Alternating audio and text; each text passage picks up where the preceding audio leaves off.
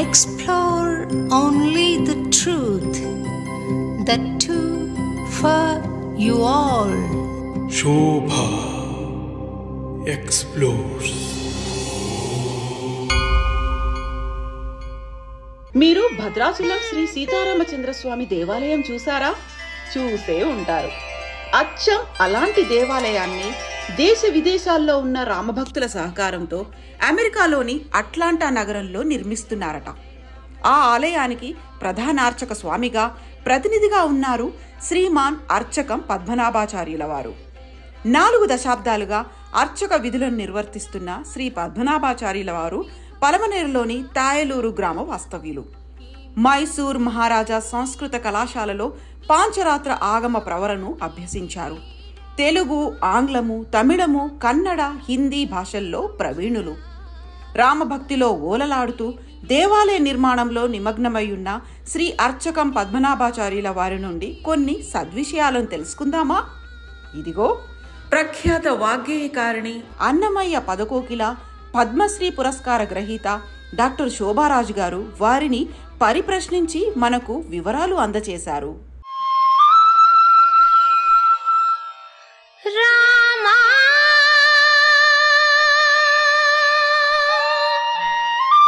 పాదాభివందనం స్వామి. జై శ్రీరామ్మ.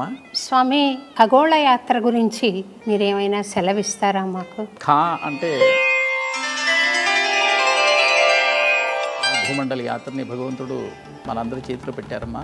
అదే ఖగోళ యాత్ర. మానవతా దృక్పథంతో రాముడు విలసిల్లాడు కదా, ఆ తత్వం అట్లాంటాలో ప్రచారం అవుతుందా స్వామి? చరితం రఘునాథస్య శతకోటి ప్రవిస్తరం ఏకైకమక్షరం పుంసాం మహాపాతక నాశనం అంటారు. అంటే సో దానికోసమే అక్కడ రాముల ఆలయం మనకు కావాలి అనే సంకల్పమైంది. నేచర్ క్యూర్ అని ఒక చిన్న పుస్తకం ఉంది స్వామి. ఆ పుస్తకంలో గాంధీ మహాత్ముడు రామనామాన్ని మందుగా ఆయన ప్రపంచించాడు స్వామి. ఎత్ర ఎత్ర రఘునాథ కీర్తనం దత్త దత్త కొద మస్తకాంజలి భాష్వపారి పరిపూర్ణలోచనం మారుతిన్నమద రాక్షసాంతకం అంటారు.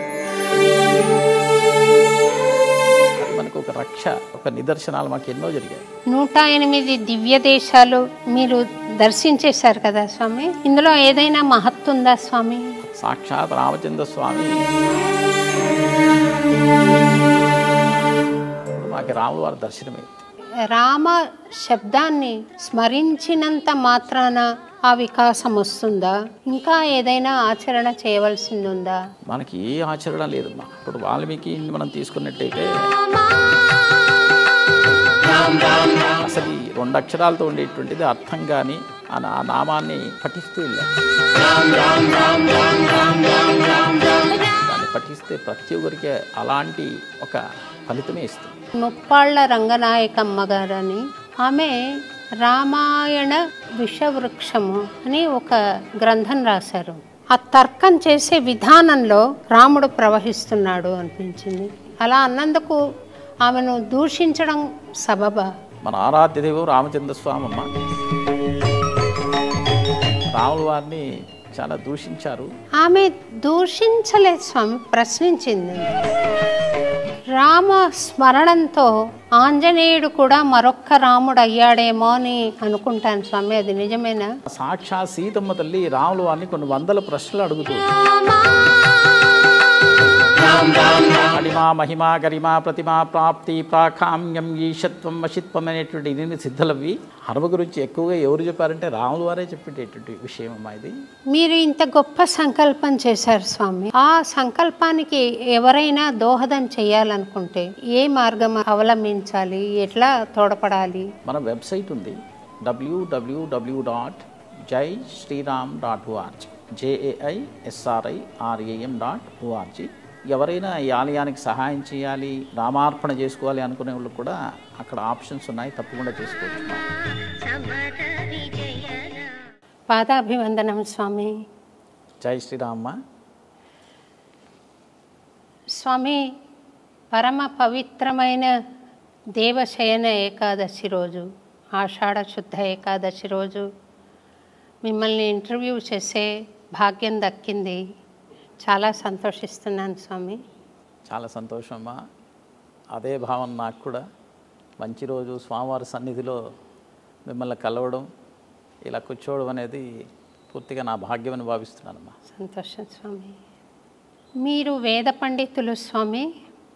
ఒకసారి ఈ పర్వదినాన శ్రోతలందరికీ కూడా ఆశీపూర్వకంగా ఏదైనా చిన్న వేదాశీర్వచనంతో ప్రారంభిద్దామా స్వామి? తప్పకుండా అమ్మా.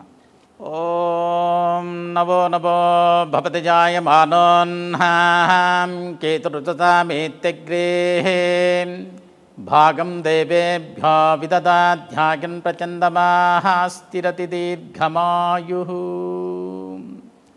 అందరికీ శయన ఏకాదశి, ప్రథమ ఏకాదశి శుభాకాంక్షలు.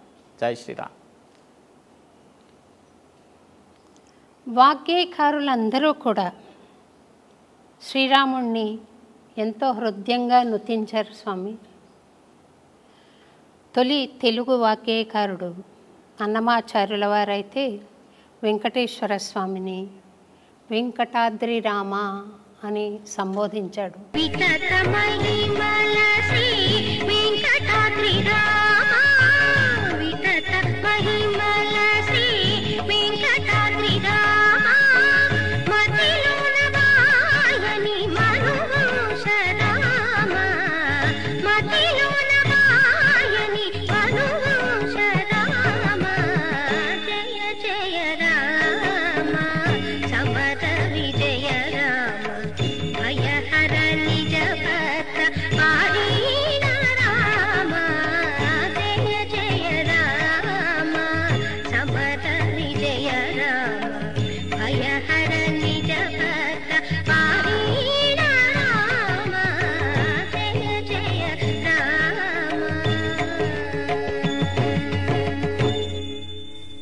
అలాగే త్యాగయ్య, రామదాసు, అనేక మంది భక్తులు, ఉత్తరాది వాగ్గేయకారులందరూ కూడా రామ ప్రస్తుతి చేశారు. అటువంటి రాముడు తెలుగువారి ఆరాధ్య దైవంగా భద్రాచలంలో వెలసాడు. అటువంటి ఆలయాన్ని అమెరికాలో అట్లాంటాలో మీరు నిర్మించబోతున్నారని తెలిసి చాలా సంతోషించాను స్వామి. వెంకటేశ్వర స్వామికి తిరుమలకు గుర్తుగా పిట్స్బర్గ్ నిలబడింది. అలాగే భద్రాచల రాముడి ఆలయానికి ప్రతీకగా మన అట్లాంటాలో మీరు నిర్మించే ఆలయం నిలబడుతుందని స్వామిని మనసా ప్రార్థిస్తూ ఆశిస్తూ, అసలు మీకు ఆ సంకల్పం ఎలా కలిగింది అని తెలుసుకుందాం. అమ్మా, ఇది నా సంకల్పం అనేది కాదు, సాక్షాత్ సీతారాముల వారి సంకల్పం. అంటే ఆలయ నిర్మాణం కావాలి అంటే మనకు అనుకుంటే జరిగేటువంటిది కాదు. సో వాళ్ళ సంకల్పంతోనే 2016లో భద్రాద్రి రామాలయం కావాలి అనేటువంటి సంకల్పంతో కొంతమంది భక్తుల్ని, మాకు కావాల్సినటువంటి భక్తులతో మాట్లాడాము. వాళ్ళు ముందుగా నాకు చాలా ఇన్స్పైర్ చేశారు. అంటే భద్రాద్రి రామాలయం ఎక్కడ లేదు, సో మనకి దైవ సంకల్పంతో ఇది సంకల్పమైంది కాబట్టి వాళ్ళ ప్రోత్సాహంతో, వాళ్ళ సహాయంతో, వాళ్ళ ఎంకరేజ్మెంట్తో ఈరోజు ఇంత ముందుకు వచ్చిందమ్మా. చాలా సంతోషం స్వామి. అయితే ఇది ఖగోళ యాత్ర అని మీరు సంకల్పించినట్లు నాకు అర్థమైంది స్వామి. ఖగోళ యాత్ర గురించి మీరేమైనా సెలవిస్తారా మాకు? తప్పకుండా అమ్మా. ఖగోళం అనేటువంటిది ఆ వర్డ్ జ్యోతిష్యం నుంచి మనకి దొరికేటువంటి వర్డ్. అది ఖా అంటే ఆకాశం, గోళం అంటే గుండ్రంగా ఉండేటువంటిది. అంటే ఈ యాత్ర అంతా కూడా ఈ అంతరిక్షంలో సాక్షాత్ భూదేవిని ప్రదక్షిణ చేసేటువంటి యాత్ర కాబట్టి ఖగోళ యాత్ర అని బయటకు వచ్చింది మాది. అంటే మనకి దాదాపు కలియుగ చరిత్రలో ఒక యాత్ర జరిగిండేటువంటిది మనకి కనిపించదు. అలాంటి ఒక అద్భుతమైనటువంటి ఖగోళ యాత్ర, భూమండల యాత్రని భగవంతుడు మనందరి చేతిలో పెట్టారమ్మా. అదే ఖగోళ యాత్రమ్మా. అంటే మీరు ప్రపంచంలోని అన్ని దేశాలు చుట్టి వస్తారా, లేక భూమండలానికి ప్రదక్షిణంగా ఒక కార్యక్రమం ఏర్పాటు చేసుకున్నారా స్వామి? అమ్మ, మనకి మొత్తం భూమండలాన్ని ఒక ఆలయంగా స్వీకరిస్తూ దాంట్లో మధ్యలో ఉండేటువంటి కేంద్రం మన పుణ్యభూమి భారతదేశంగా పరిగణిస్తూ మనకి అష్టదిక్పాలకులు, సో భూమి చుట్టూ ఉండేటువంటి అష్టదిక్పాలకులు వాళ్ళ పాయింట్స్ పెట్టుకొని, అంతేకాకుండా మనకి నవగ్రహ స్థానాలు, ఏ గ్రహం ఎక్కడెక్కడ ఉంటుంది అనేటువంటి స్థానాలు అవి పాయింట్స్ పెట్టుకొని, ఏ నక్షత్రాలు ఏ రాశులు ఎక్కడెక్కడ ఏ దిక్కుకుంటాయి ఏ దిశకుంటాయి అనేటువంటి కూడా పాయింట్అవుట్ చేసుకొని మనకి 8 పార్ట్స్ ఆఫ్ ది గ్లోబ్ మనకి ప్రారంభం ఆగస్టు 17 అయోధ్యలో ప్రారంభమవుతుంది. సో రామ జన్మభూమి, రాముల వారి ఆలయం అక్కడి నుంచి ప్రారంభమయ్యి మనకి అక్కడి నుంచి ఫస్ట్ పాయింట్ మనకి కాంబోడియా. అదేంటంటే మనకి పూర్వ దిశలో ఉంటుంది కాంబోడియా. అంతేకాకుండా మనకి అద్భుతమైనటువంటి ఆలయం ఉండేటువంటి క్షేత్రం అది. సో అక్కడి నుంచి అగ్నిమూలకు వచ్చినట్టయితే ఆస్ట్రేలియా, తర్వాత పూర్తిగా దక్షిణ దిశకి సౌత్ ఆఫ్రికా, నైరుత్యానికి అర్జెంటీనా, పశ్చిమానికి కాలిఫోర్నియా, వాయు దిక్కుకి అలాస్కా, ఉత్తర దిశ ఐస్లాండ్, ఈశాన్య దిశ జపాన్ నుంచి బ్యాక్ టు కాంబోడియా. అంటే పూర్తిగా అయోధ్య నుంచి ప్రారంభమై పూర్వ దిశకి వెళ్ళి కాంబోడియా నుంచి మళ్ళీ పూర్తిగా ఒక ప్రదక్షిణ చేస్తూ అష్టదిక్పాలక స్థానాల్లో వాళ్ళు ల్యాండ్ అయ్యి అక్కడ విశేషంగా వాళ్ళకి పూజలు చేస్తూ సీతారాముల వారి శాంతి కళ్యాణాలు చేస్తూ పూర్తి మనకి ఖగోళాన్ని ప్రదక్షిణ చేసిన తర్వాత కన్క్లూజన్ ప్రేయర్స్ భద్రాచలంలో సెప్టెంబర్ 17 జరిగేటువంటిది దైవ సంకల్పమమ్మ. సో అలా జరుగుతుంది. అది భద్రాచలం దేవస్థానం స్పాన్సర్డ్ రామదాస్ ప్రాజెక్ట్ స్వామి. ఆ రామదాస్ ప్రాజెక్ట్ పేరు నేను రామరసవాహిని మార్చాను అప్పట్లో. దానికి ప్రాజెక్ట్ ఆఫీసర్గా పనిచేశాను స్వామి. వాగ్గేయకారోత్సవాలు చాలా అద్భుతంగా చేశాం అక్కడ. ఆ దేవస్థానంతో కొంత అనుబంధం ఉంది నాకు. ఆ రాముడు గుహుడు అన్న ఒక పడవ నడిపేవాడికి, అలాగే ఉడత వంటి చాలా చిన్న జీవి దానికి, అలాగే హనుమంతుడు అంటే మనం అందరం భావించే రూపం కోతి రూపం. ఆ కోతిని అంత మహిమాన్వితుణ్ణి చేసిన రాముడు, అలాగే శత్రువు విభీషణుడు, శత్రువు తమ్ముడు అయినా కూడా శరణంటే కాపాడాడు. అటువంటి మానవతా దృక్పథంతో సార్వజనీనత ఉన్న ప్రేమతో రాముడు విలసిల్లాడు కదా. ఆ తత్వం ఈ మన అట్లాంటాలో మీరు నిర్మించబోయే దేవస్థానం తరఫున ప్రచారం అవుతుందా స్వామి? తప్పకుండా అమ్మా. ముందుగా మనము మన రాష్ట్రంలో చూసినట్టయితే, మన భారతదేశంలో చూసినట్టయితే ప్రతి ఊళ్ళో రామాలయం ఉంటుంది. అంటే రామాలయం లేని ఊరు లేదు. ఆయన ఆదర్శంగా మనం తీసుకొని ఆయన ఎలా అయితే సాక్షాత్ భగవత్ స్వరూపం రామ అవతారాన్ని స్వీకరించి ఒక మనుష్యుడిగా ఎలా బ్రతకాలి అని చూపించేటువంటి ఆదర్శ పురుషోత్తముడు రామచంద్ర స్వామి. అందుకోసమే మనం జీవిస్తే రాముడిలా జీవించాలి, ఆయన ఆదర్శాలని మనము మన జీవితంలో ముందుకు తీసుకుని వెళ్ళాలి అనేటువంటి మనకి ఎప్పటి నుంచినో కొన్ని వేల సంవత్సరాల నుంచి వచ్చినట్టు పరంపరలో ఈ ఆలయాల్ని ప్రమోట్ చేస్తూ వెళ్ళారు. అలాగే మన ప్రజలందరూ కూడా చాలామంది దేశ విదేశాలకు వెళ్ళారు. చరితం రఘునాథస్య శతకోటి ప్రవిస్తరం ఏకైకమక్షరం పుంసాం మహాపాతక నాశనం అంటారు. అంటే రామనామంతో రాముల వారికి సంబంధించేటువంటి ఒక కావ్యం, ఆది కావ్యం రామాయణం. దాంట్లో రాముల వారి గురించి చెప్పిండేటువంటి కథ, సీతమ్మ వారి గురించి చెప్పిండేటువంటి కథ, ప్రతి అక్షరంలో మనలో ఉండేటువంటి పాపాలని నశింపజేసేటువంటి శక్తి కలిగిండేటువంటి ఆ రామచంద్ర స్వామి నామం అది. ఆయనకి సంబంధించిన ఆలయాలు ఇవి. పూర్తిగా భగవత్ సంకల్పం. ఇక్కడ అమెరికాలో మనం చూసినట్టయితే రామాలయాలు చాలా తక్కువ. సో దానికోసమే అక్కడ రాముల ఆలయం మనకు కావాలి అనే సంకల్పమైంది. అంతేకాకుండా మేము దాదాపు ఒక 5 సంవత్సరాల నుంచి ఒక గురుకులం ఉంది, విష్ణుచిత్త గురుకులం అని.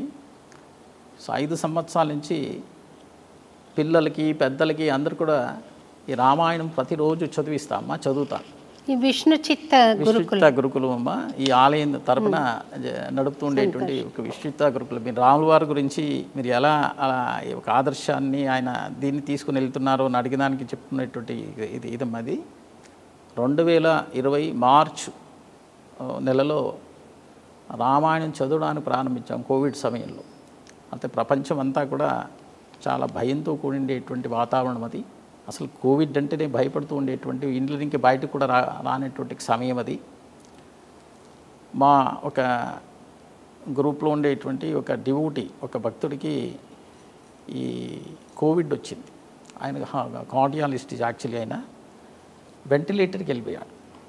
ఇంకా ఎంత భయపడుతున్నారు అంటే, ఇంకా వాళ్ళు కాల్ చేసి ఇలా అయింది పరిస్థితి, చాలా భయపడుతూ ఉన్నారు, ఇంకా స్వామివారి ఒక ఆశీస్సులు కావాలి అనేటువంటి ఒక విషయం చెప్పినప్పుడు మేము ఇమ్మీడియట్గా ఒక గ్రూప్ క్రియేట్ చేసి రామాయణం సుందరకాండని ప్రారంభం చేశాం.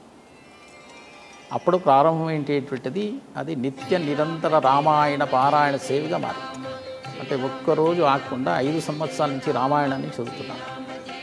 అంతేకాకుండా పిల్లలకి వీకెండ్స్ అంటే Friday, Saturday, Sunday so 1 hour Ramayanam చదివిస్తున్నాం.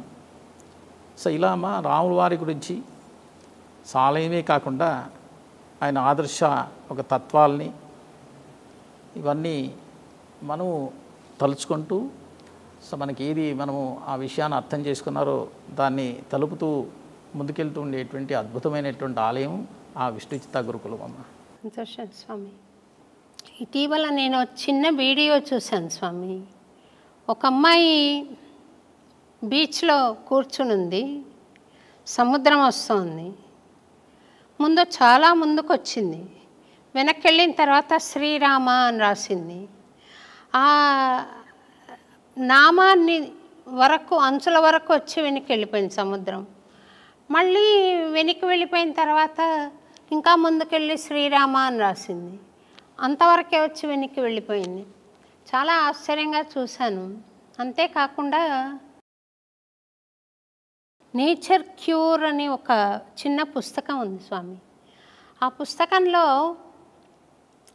జ్వరము ఇలాంటి దైహిక అస్వస్థత ఏదన్నా వచ్చినప్పుడు రామనామాన్ని మందుగా ఆయన ప్రపంచించాడు స్వామి.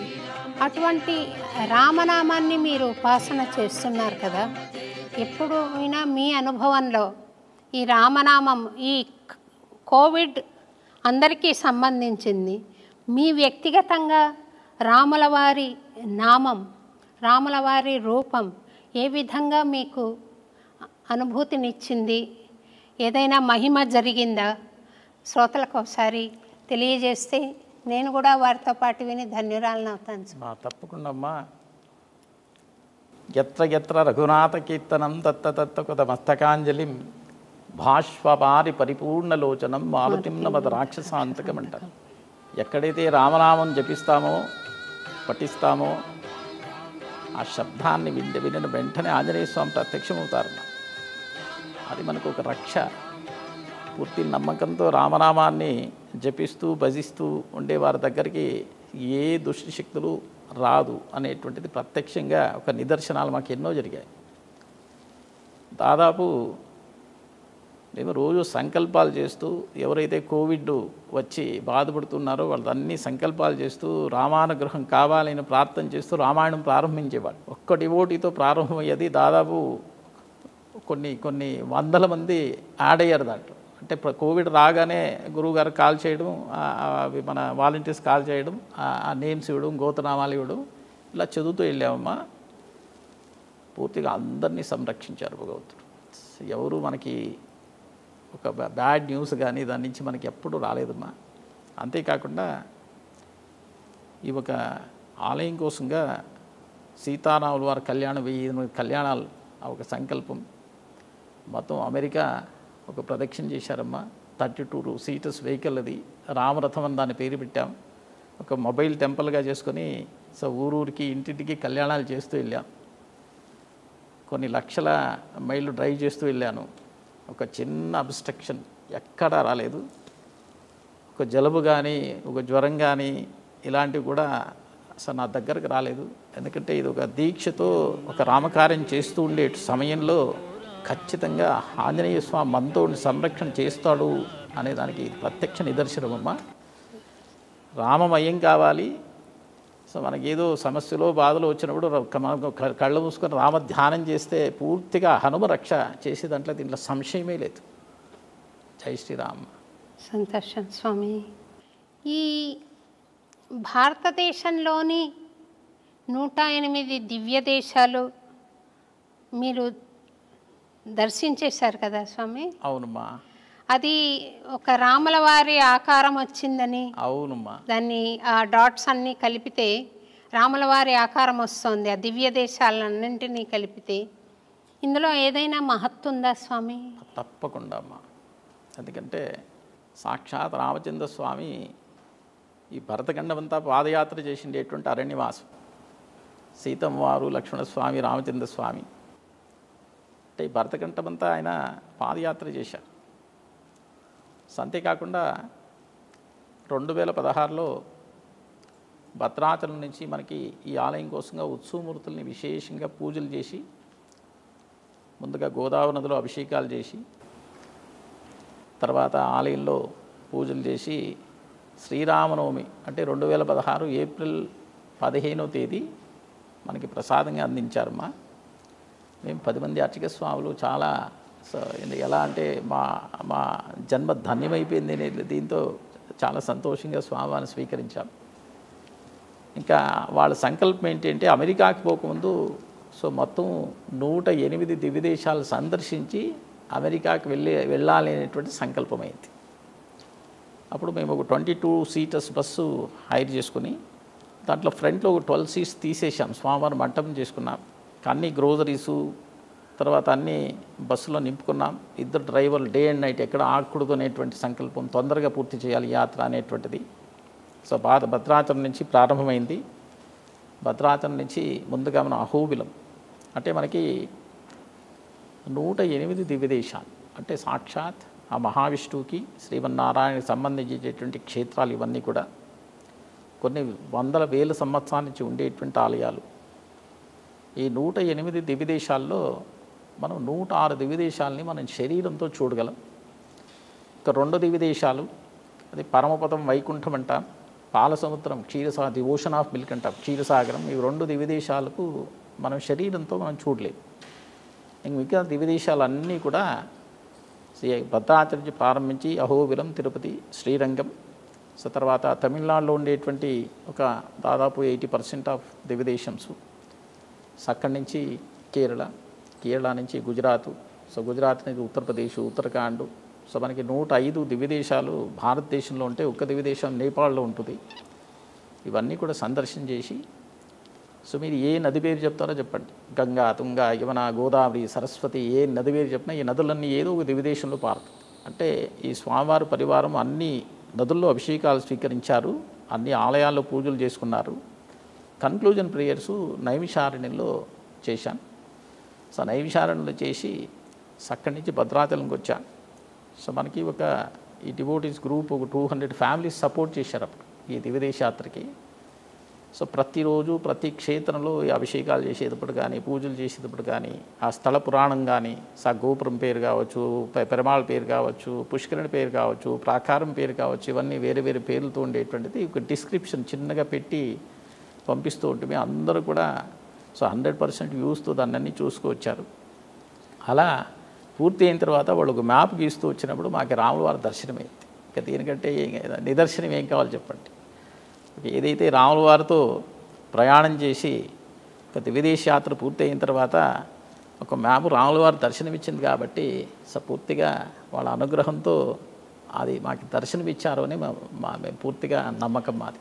106 దివ్య దేశాలు దర్శించిన తర్వాత రాముల వారి దర్శనమైంది. అవునమ్మా, అవును. అంటే ఇప్పుడు మనకు మీరు మ్యాప్ అన్నారు కదా, సో మ్యాప్ ఎలా వచ్చిందంటే ఇక్కడ చూడండి. సో రాముల వారు ధనుస్సు పట్టుకొని నిలబడుకుంటే ఎలా ఉంటుందో ఆ షేప్తో మనకి దర్శనం ఇచ్చారమ్మా. సో ఇంక పూర్తిగా నాకే కాదమ్మా, మొత్తం అందరికీ మన అందరికి కూడా దర్శనం ఇచ్చిండేటువంటి అద్భుతమైనటువంటి ఒక అనుభూతి అమ్మా ఇది. ఇంకా 2 దివ్య దేశాలు ఉన్నాయన్నారు. ఒకటేమో వైకుంఠము, మరొకటి స్వామి క్షీరసాగరం అమ్మా, పాల సముద్రం అంట. క్షీరసాగరంలో నారాయణమూర్తి పడుకున్నది. అవునమ్మా. ఆ 2 మనోనేత్రంతో దర్శించవచ్చేమో కదా స్వామి. మనోనేత్రాలతో మనం దర్శించవచ్చు. మనోనేత్రాలతో ఇప్పుడు క్షీరసాగరాన్ని మనం కల్పన చేసుకుని స్వామివారిని దర్శనం చేసుకోవచ్చుమ్మా. సో వైకుంఠం కూడా అలాగే దర్శనం చేయొచ్చుమ్మా.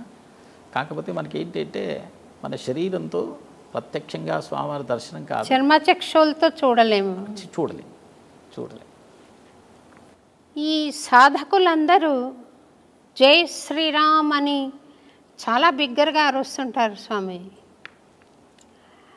తర్వాత రాముల వారికి అర్చన, రాముల వారి ఇది సాటి మనిషి దగ్గరికి వచ్చేసరికి ఆ మనిషిలో రాముడు ఉన్నాడు అనే స్పృహ కూడా వారికి కలిగితే బాగుండు అని అనిపిస్తూ ఉంటుంది. ఆ దిశగా మీ అట్లాంటాలో మీరు నిర్మించబోయే రాములవారి ఆలయం పక్షాన కార్యక్రమాలు రూపొందిస్తారా స్వామి? పూర్తిగా అమ్మా. అర్చన అభిషేకాలు అందరం చేస్తాం గుళ్ళంటే. వాటికి అతీతంగా మానసిక పరిణతి, మానసిక వికాసం వచ్చేలాగా మీరు కొన్ని కార్యక్రమాలు చేసే ఉద్దేశం ఉందా స్వామి? ఆల్రెడీ చేస్తున్నామమ్మా. మనకి ఇప్పుడు భక్తి ప్రధానమైనటువంటిది నమ్మకం కావాలి. ఇప్పుడు ఎవరైనా వాట్స్ యువర్ సనాతన ధర్మం అని అడిగితే నేను ఒక్క మాట చెప్తాను, it's a belief, I believe God అంట. ఆ నమ్మకం మనకు కావాలి. సో నమ్మకంతో చేసే పూజకి ఫలితం బాగుంటుంది. ఇప్పుడు ఏదో ఒక డాక్టర్ దగ్గరికి వెళ్ళామనుకోండి, సో డాక్టర్ని పూర్తిగా మనము ఒక దైవ స్వరూపంగా వైద్యో నారాయణో హరిహి ఆయన ఏది ఇచ్చారో ఒక మెడికేషన్ మనం తీసుకున్నాం అనుకోండి, సో మనకి పూర్తిగా నయమైపోతుంది. ఎందుకంటే ఆయన మీద నమ్మకం మనకు ఉంది కాబట్టి. సో భక్తిలో కూడా అంతే. పూర్తిగా మనము భక్తితో చేసేటువంటి పూజకి ఫలితం ఎక్కువ. మనకి క్షణక్షణం అనుక్షణం ఆయన దర్శనం ఇస్తూనే ఉంటారు మనం చూసినట్టయితే. అలా మనకి ఈ ఆలయం అంటే మనకి ఏంటంటే పొద్దునే లేవగానే భగవద్ ధ్యానంతో భగవత్ ప్రార్థనతో మనం లేవాలి. సో మనం నిత్యకర్మాలను మిగించుకొని సింపుల్ ప్రేయర్స్ మనం చేసుకోవాలి. అంటే ఒక దీపారాధన చేసి దేవుడికి దండం పెట్టుకునేటువంటి ఒక పూజ. సో మేము 2020లో సో ఈ ఒక నిత్య పూజ అనేటువంటి కార్యక్రమాన్ని తీసుకొచ్చాం. ఫస్ట్ బ్యాచ్ 42 స్టూడెంట్స్కి సో నేనే బ్యాచ్ స్టార్ట్ చేశాను. దాంట్లో పెద్దవాళ్ళు చిన్నవాళ్ళు అందరూ ఉన్నారు. సో అది 15 hours క్లాసు. సెకండ్ బ్యాచ్ 118 మెంబర్స్తో ఇంకొక బ్యాచ్ స్టార్ట్ చేశాను. థర్డ్ బ్యాచ్ 152 మందితో బ్యాచ్ చేశాను. అలా ఒక పూజ చేసుకుంటే మనకు కలిగే ఒక అనుభూతి మనం చెప్తే వింటే అయ్యేది కాదు. ప్రత్యక్షంగా మనం చేస్తూ మనం అనుభవిస్తే భక్తితో చేసేటువంటి పూజ భగవద్ దర్శనం మనకు అవుతుంది అనే దానికి మా విద్యార్థులు 5,000 మంది ఉన్నారు ఈరోజు. సక్సెస్ఫుల్గా ఈ యొక్క నిత్య పూజను నేర్చుకొని ఇప్పుడు ఇండిపెండెంట్గా వాళ్ళు చేసుకొని వెళ్తుండేటువంటి కార్యక్రమమ్మా. అంతేకాకుండా 42 మంది బ్యాచ్తో స్టార్ట్ అయ్యేది. 5,000 మంది ఈరోజు సక్సెస్ఫుల్గా నేర్చుకుని బయటకు వచ్చారు. అంతేకాకుండా ప్రతి మాసంలో ఆ మాసం పేరు ఆషాఢ మాసంలో ఒక బ్యాచ్ ఆషాఢ మాసం బ్యాచ్ అని, శ్రావణ మాసంలో ఒక శ్రావణ మాసం బ్యాచ్ అని ఇలా బ్యాచ్ల పేరు పెడుతూ ఇప్పుడు కూడా క్లాసెస్ జరుగుతూనే ఉన్నాయమ్మా. సో అలా మనకి దాదాపు అరౌండ్ ది గ్లోబు ఒక 30 కంట్రీస్లో స్ప్రెడ్ అయ్యాయి. అంతేకాకుండా ఈరోజు విష్ణు చిత్త గురుకులంలో 100 మంది వాలంటీర్ టీచర్స్ ఉన్నారు. సో వాళ్ళకి మన వెబ్సైట్లో www.jaisriram.org JAISRIRAM.org ఎవరైనా సో దాంట్లో ఎన్రోల్ కావచ్చు. సో ఎన్రోల్ అయిన తర్వాత మా వాలంటీర్స్ వాళ్ళని కన్సల్ట్ చేసి వాళ్ళు కన్వీనియంట్ టైం ఇస్తూ వాళ్ళ క్లాసెస్ పెట్టుకుంటారు. సో క్లాసెస్ అయిన తర్వాత ఇదేదో మనము డబ్బులు కట్టండి, మీరు ఈ కార్యక్రమంలో జాయిన్ ఎన్రోల్ కండి అనేది కాకుండా పూర్తిగా డబ్బుల విషయం మాట్లాడకుండా మీరు రండి, నేర్చుకోండి, మీ టైం చెప్పండి, ఆ టైంలో మేము టీచ్ చేస్తాం. సో పూర్తి అయింది, నేర్చుకున్నారు, అంతా కంప్లీట్ అయింది, ప్రాక్టికల్గా వాళ్ళ మంత్రాన్ని పఠిస్తూ పూజ చేసి పూర్తి చేస్తారు. సో వాళ్ళ ఫీడ్బ్యాక్ తీసుకుంటే ఎలా ఉంది పూజ అంటే చాలా బాగుంది అంటారు. సో అప్పుడు అడుగుతాం మీరు ఇప్పుడు గురుదక్షిణ ఇవ్వాలి. సో గురుదక్షిణ ఏంటి? డబ్బులు కాదు, మీరు ఇద్దరిని ఎన్రోల్ చేయించండి, మీ స్నేహితులు కావచ్చు, మీ బంధువులు కావచ్చు. అలా ఇవి ఒక పూర్తిగా అమ్మ సో భక్తి ప్రపత్తి దాంతో మనకి సెల్ఫ్ మనకి ఒక అనుభవం కలిగేటువంటి ఒక కార్యక్రమాలను చేస్తూ ఈ ఆలయం ముందుకెళ్తుండేటువంటి అద్భుతమైన రామాలయం అమ్మ. జై శ్రీరామ్. రా మా అనేవి బీజాక్షరాలని చెప్తారు కదా స్వామి. ఈ రామ అన్న మాటను వాల్మీకి ఒక బోయవాడుగా ఉన్నప్పుడు పలకలేకపోయాడని నారదుడు ఉపదేశిస్తే ఆ మంత్రాన్ని మరా మరా మరా అని చదివి రామ రామ రామ అయిందని, ఆ మంత్రోచ్చారణ ఫలితం వాల్మీకిగా మారడానికి ఉపకరించిందని చెప్తారు కదా. అట్లాగా మరి రామ శబ్దాన్ని స్మరించినంత మాత్రాన ఆ వికాసం వస్తుందా? ఇంకా ఏదైనా ఆచరణ చేయవలసింది ఉందా? మనకి ఏ ఆచరణ లేదమ్మా. ఇప్పుడు వాల్మీకి మనం తీసుకున్నట్టయితే సో మరా అనేటువంటి 2 అక్షరాలని అత్రి మహర్షికి ఉపదేశం చేశారు. సో దాని అర్థం ఆయన తెలియదు, వాల్మీకి అర్థం అడగలేదైనా ఆయనకి అర్థం దాని మీద తెలియదు. అసలు ఈ 2 అక్షరాలతో ఉండేటువంటిది అర్థం కానీ ఏమీ తెలియకుండా ఆ నామాన్ని పఠిస్తూ వెళ్ళాడు. ఆ నామంలో ఉండేటువంటి శక్తి అది. మనకి ఇప్పుడు ఏదన్నా ఔషధం అది ఏమేమి మనకి తెలియకపోయినా పర్వాలేదు, సో దాన్ని నమ్మకంతో మనకి తీసుకుంటే అది నయమైంది. అలా రామనామం అనేటువంటిది చాలా శక్తివంతమైనటువంటి అద్భుతమైనటువంటి నామం అది. అంతేకాకుండా మా పెద్దలు ఏంటంటే 2 బీజాక్షరాలు అష్టాక్షరి పంచాక్షరి మంత్రాలతో ఉద్భవించినటువంటి ఒక శక్తివంతమైన రామనామం అంటారు. సో అలాంటి రామనామమ్మ సో ఎవరినైనా సంరక్షిస్తుంది.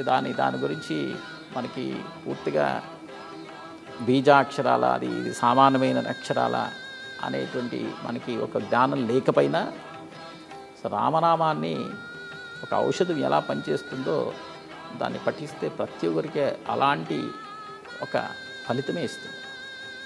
భద్రాచల రామదాసు మహాభక్తుడు కదండి స్వామి, ఆలయ నిర్మాణం చేసిన మహానుభావుడు. అంతటి భక్తుడు కూడా ఎందుచేతని చెరసాల పాలయ్యాడు? అమ్మా మనకి ఈ కష్టాలనేటువంటిది మనకి ప్రతి ఒక్కరికి వచ్చేదే జీవితంలో. మనం జన్మించినప్పటి నుంచి మన జీవితాంతం చూసినట్టయితే ఏదో ఒక కాలంలో కష్టాలు వస్తాయమ్మా. దాంట్లో కలియుగ ప్రభావం. సో మంచి పనులకి విఘ్నాలు ఎక్కువగా ఉంటాయి.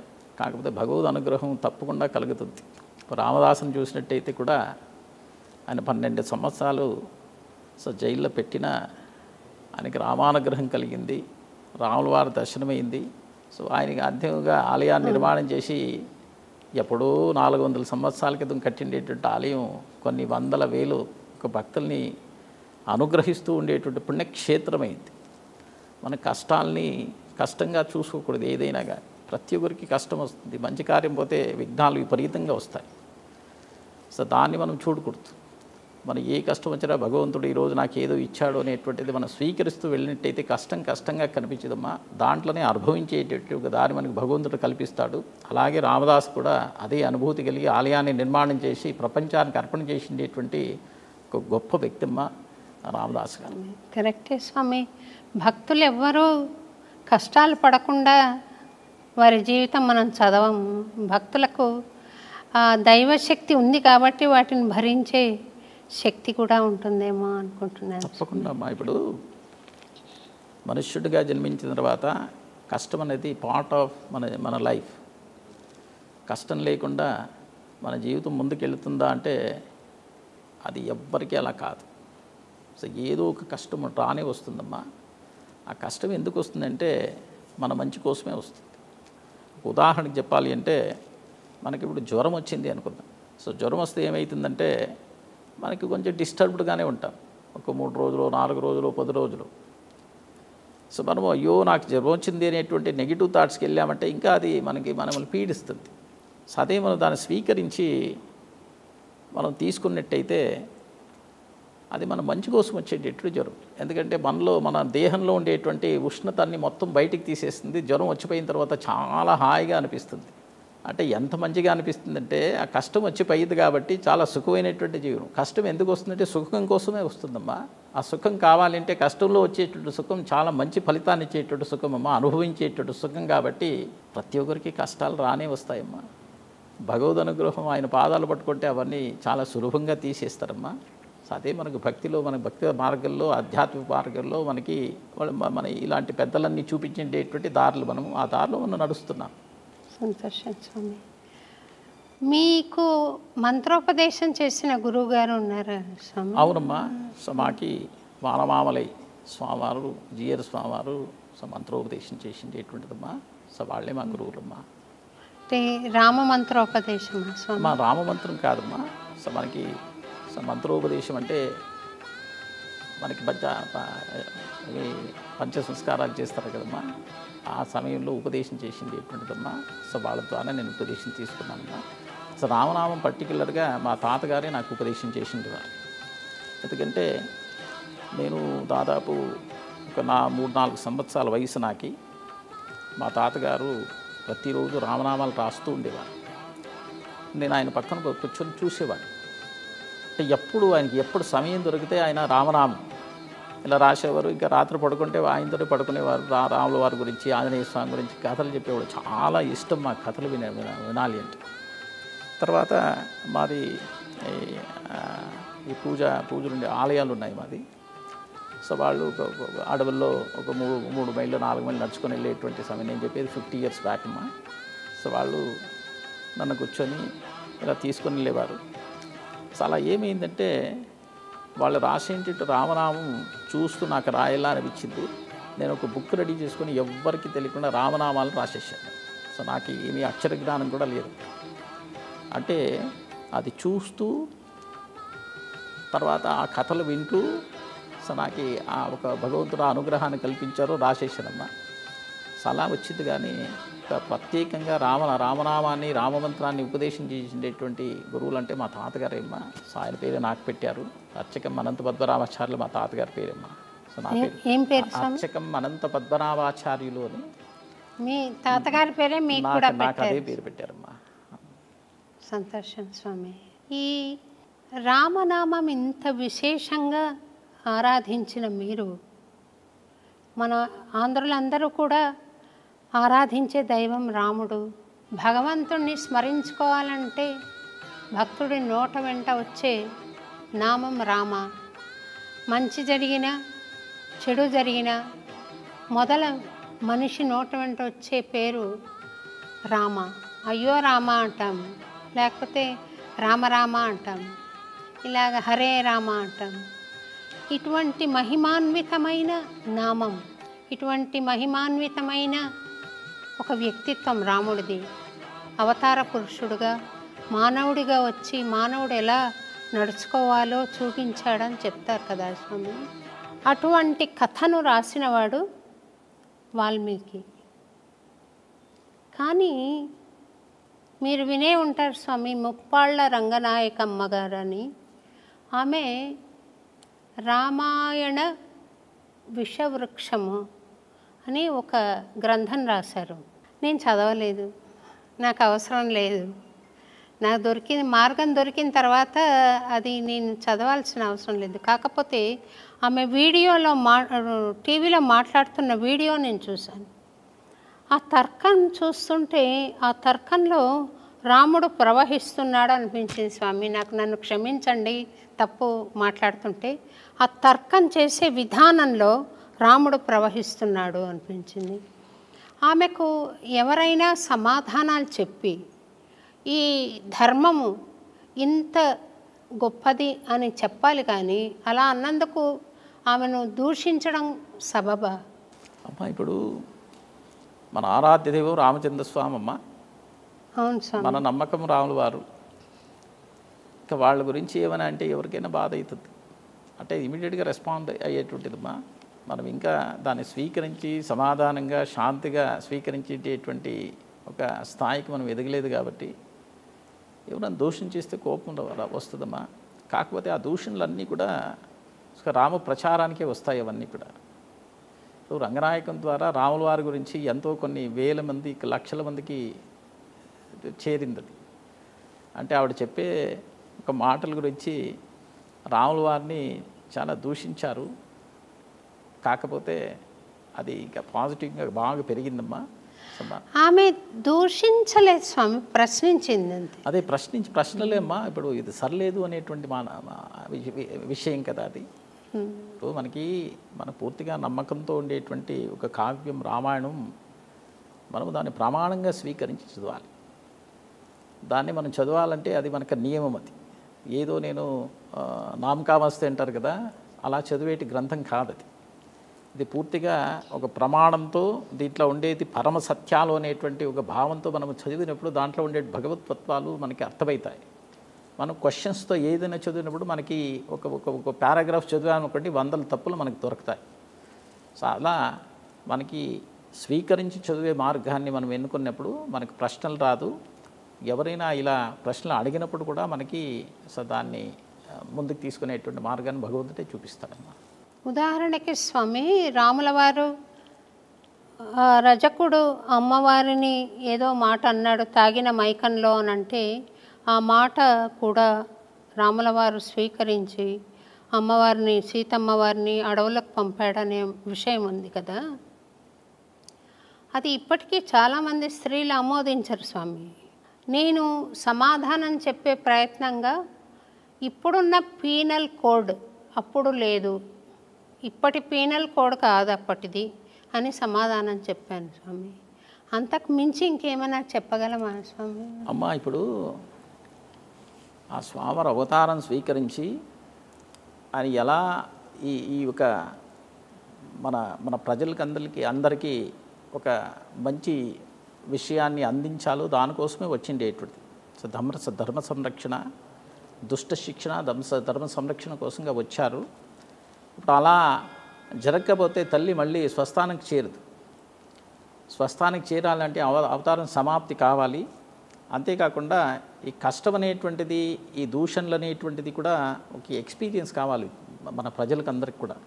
ఇప్పుడు అన్నీ మంచి స్వామి చూపించగలిగితే ఒక చెడు అనేది కూడా అక్కడ కనిపించాలి కదా. అంటే అది చెడు అనేదానికంటే మనకి ఆయన చేసిండేటువంటిది ఆ ఒక సమయంలో పూర్తిగా. ఇప్పుడు ఒక ఉదాహరణమ్మ, ఆయన రాజుగా ఉన్నాడు. సో రాజులంటే ప్రజలకి అందరికీ తండ్రి సమానం లాంటి వాళ్ళు. అంటే ప్రజలందరినీ పిల్లలుగా చూసుకోవాలి కదా. ఒకవైపు సాక్షాత్ ఆయన మహారాజు, ఇంకొక వైపు ప్రజలున్నారు, ఒకవైపు భార్య ఉంది. రాజుగా ఉండేటువంటి వారు ప్రజల్ని చూస్తారమ్మా, అది చూజ్ చేసుకున్నాడమ్మా. సో ప్రజలందరి ఒక దీనికోసంగా ఆయన ఆ ఒక నిర్ణయం తీసుకున్నారు కాబట్టి రాజులందరూ కూడా ఆ నిర్ణయమే తీసుకోవాలని నేను అంటానమ్మా. ప్రజల కోసం ప్రజలుగా ఉండేటువంటి రాజులు, ప్రజలకి అనుకూలమైనటువంటిది వాళ్ళు సమాధానం అయ్యేటువంటి నిర్ణయాలతో వెళ్ళేటువంటి అది ఎప్పుడూ మనకు చూపించారమ్మా ఆయన. సంతోషం స్వామి. ఇప్పుడు అమెరికాలో మనం ఈ రామాలయాన్ని నిర్మిస్తున్నాం కదా స్వామి. అక్కడ తిరుపతిలాగే జనసమ్మర్దం పెరిగినప్పుడు ఇలా విఐపి దర్శనమని మనం సపరేట్ చేస్తామా, లేదా ఇక్కడ చిలుకూరు బాలాజీలో లాగా బాలాజీ గుడి ఉంది, అందరూ ఒకే క్యూలో వెళ్ళే అవకాశం ఉంటుందా స్వామి? అక్కడ విఐపీస్ ఎవ్వరు లేరమ్మా, అందరూ సమానం. అక్కడ ఈ ఒక పరిస్థితి ఎప్పటికీ రాదు. అమెరికాలో మీరు ఏ ఆలయానికి వెళ్ళినా విఐపి కావచ్చు, సామాన్య ప్రజలు కావచ్చు, ఒకే దర్శనం, అదే దర్శనం ఈ ఆలయంలో ఉంటుందమ్మా. సంతోషం స్వామి. ఆ ఆలయం త్వరగా నిర్మాణం కావాలని, అక్కడ అద్భుతమైన దైవిక మానవీయ విలువలు ప్రతిపాదిస్తూ జరిగే కార్యక్రమాలు కళ్ళారా చూడాలని నేను మనసు ఆశిస్తున్నాను స్వామి. అది త్వరగా నెరవేరాలని కూడా స్వామిని ప్రార్థిస్తాను ఒక చిన్న భక్తురాలిగా. ఆ ఆలయం ద్వారా ఇంకా మీరు చేయాలనుకున్న ధార్మిక కార్యక్రమాలు ఒకసారి తెలియజేస్తారా స్వామి? తప్పకుండా అమ్మా. ఇప్పుడు చాలా వరకును ఇప్పటికే ప్రారంభించాం. విష్ణుచితా గురుకులంలో మనకి నిత్య పూజ అంటామా, రామాయణం, భగవద్గీత, సంస్కృత భాష, స్తోత్ర పారాయణాలు, ఇవన్నీ కూడా ఆల్రెడీ మనము మొదలుపెట్టామమ్మా. ఈ ఆలయం నిర్మాణం అయిన తర్వాత సో మనకి ఈ క్లాసెస్ కోసం కానీ ఒక మల్టీపర్పస్ హాల్ 20,000 స్క్వేర్స్లో 2 ఫ్లోర్స్తో ఒక బిల్డింగ్ కూడా నిర్మాణం కావాలి. సెకండ్ ఫేజ్ ఆఫ్ కన్స్ట్రక్షన్లో మనకి వీకెండ్స్లో పూర్తిగా ఒక ఆధ్యాత్మిక మార్గం. సో ముందు భగవద్ ధ్యానంతో స్వామివారి ఒక చిన్న పూజతో ప్రారంభం చేయాలి అనేటువంటి ఒక మార్గంలో అందరికీ దీన్ని పనిచేయటువంటిదే. ఇంకా ఆలయంలో జరిగేటువంటి పూజా కార్యక్రమాలన్నీ కూడా భద్రాచలంలో అయితే ఎలా జరుపుతున్నారో అదే సంప్రదాయంతో అదే పూజలు కూడా ఇదే ఆలయంలో జరుగుతాయమ్మా. ఈ ఆలయంలో ఉచితాన్నదానం కార్యక్రమాన్ని కూడా మీరు పరిచయం చేస్తారా స్వామి?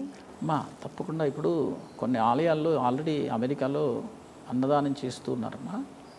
సో మన ఆలయంలో కూడా ఇప్పుడు ఎందుకంటే మనకి రోజు నిత్య కళ్యాణాలు ఉంటాయి. సో భద్రాచలంలో ఎలా అయితే స్వామివారికి నిత్య కళ్యాణాలు జరుపుతున్నారో మన ఆలయంలో కూడా రోజు నిత్య కళ్యాణాలు జరుగుతాయమ్మా. సో కళ్యాణం అయిన తర్వాత అన్నదానం తప్పకుండా ఆలయంలో ఉంటుందమ్మా. సో అది కూడా ముందుకెళ్తుంది. మీరు ఇంత గొప్ప సంకల్పం చేశారు స్వామి, రాములవారి గుడిని అట్లాంటా అమెరికాలో నిర్మించాలని. ఆ సంకల్పానికి ఎవరైనా దోహదం చేయాలనుకుంటే ఏ మార్గం అవలంబించాలి, ఎట్లా తోడ్పడాలి? అమ్మా మనకు మన వెబ్సైట్ ఉంది. So website www.jaisriram.org jaisriram.org. ఈ వెబ్సైట్కి వెళితే సో దాంట్లో మన ఆలయంలో ఏమేమి చేస్తున్నాము అన్ని కార్యక్రమాలు కూడా అక్కడ ఉన్నాయి. ఎవరైనా ఈ ఆలయానికి సహాయం చేయాలి, రామార్పణ చేసుకోవాలి అనుకునే వాళ్ళు కూడా అక్కడ ఆప్షన్స్ ఉన్నాయి, తప్పకుండా చేసుకోవచ్చు మా. సరే స్వామి, మీరు ఇందాక 108 దివ్య దేశాలు అందులో 106 దర్శించినప్పుడు రాములవారి దర్శనమైంది అని చెప్పారు కదా స్వామి.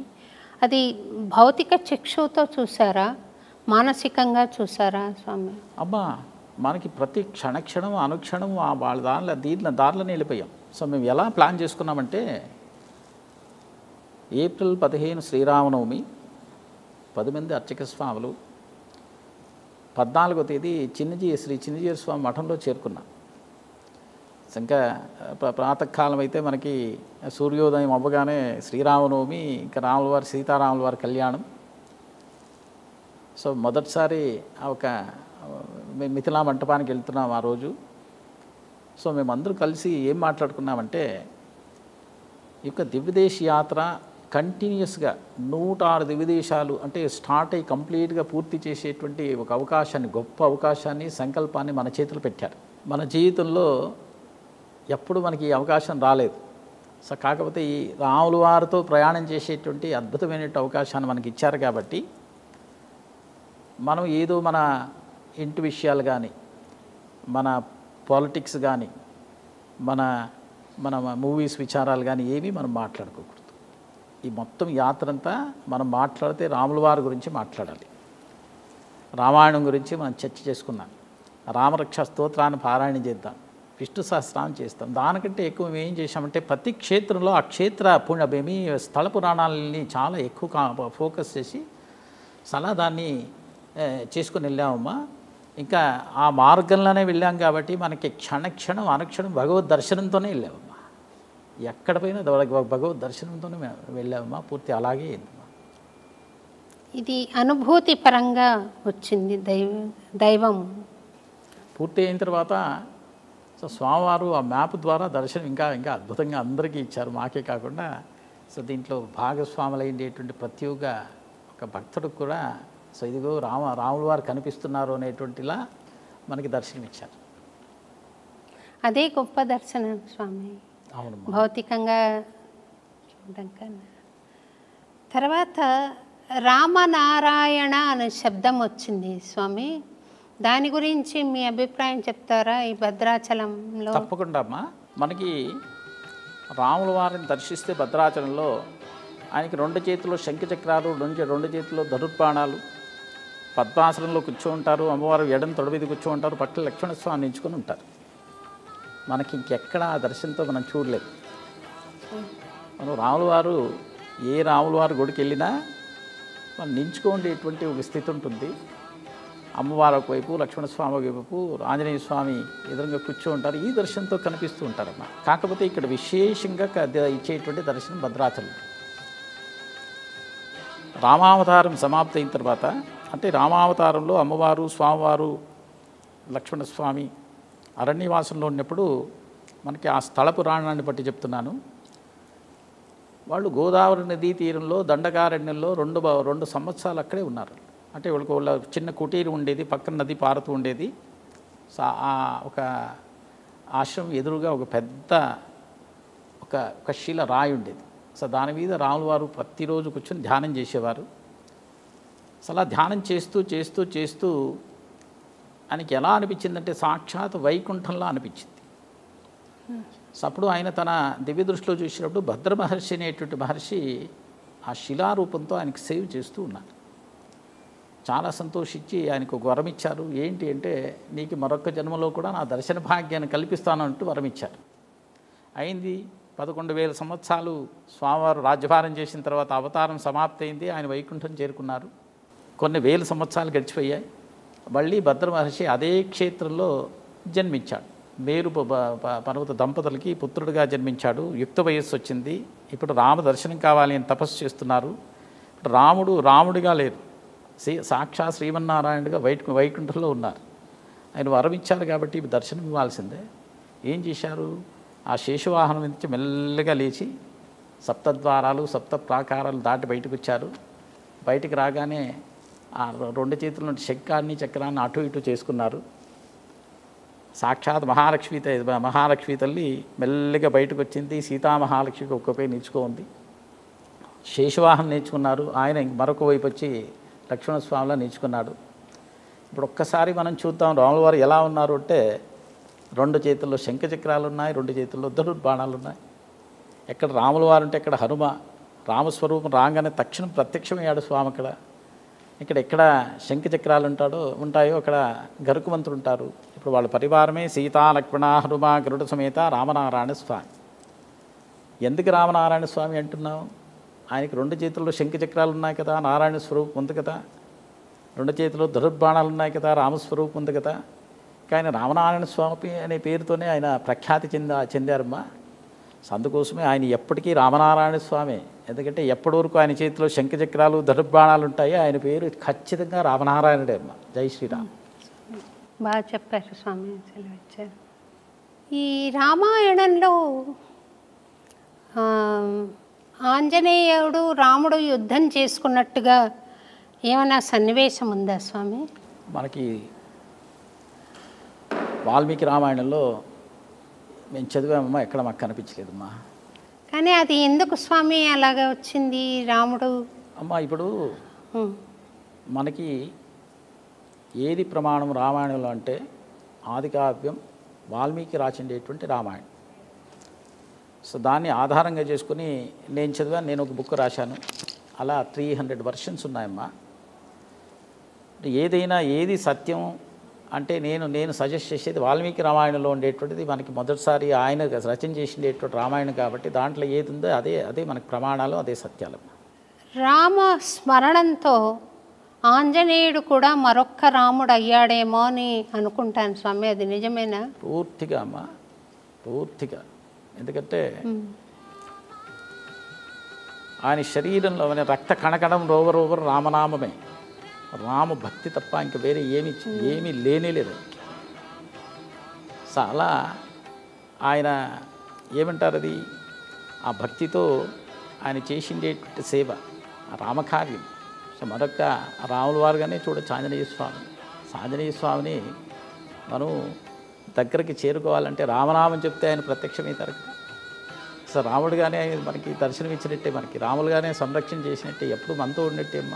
పూర్తిగా మరొక రాముల వారిని మనం ఆంజనేయ స్వామిని చూడవచ్చు. పరమ భక్తుడు, చాలా ఒక ఎవరికి సాధ్యం కాని కార్యాలని, రామకార్యాలని నిర్వర్తించేటటువంటి స్వామి.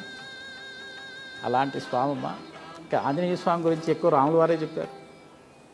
సో మనకి ఇది మన వాల్మీకి రామాయణంలో ఉండేటువంటి విషయం కాదు. రావణాసుడు మరణించిన తర్వాత సమస్త వానర సైన్యం సీతారామ సమేతలై పుష్పవిమానంలో లంక నుంచి అయోధ్యకి చేరుకున్నారు. రాముల వారి పట్టాభిషేకం జరిగింది. కొన్ని రోజుల తర్వాత సాక్షాత్ సీతమ్మ తల్లి రాముల వారిని కొన్ని వందల ప్రశ్నలు అడుగుతుంది. స్వామి ఇలా అడుగుతుంది, కాదు స్వామి, ఆంజనేయ స్వామి చిన్న బాలుడు కదా,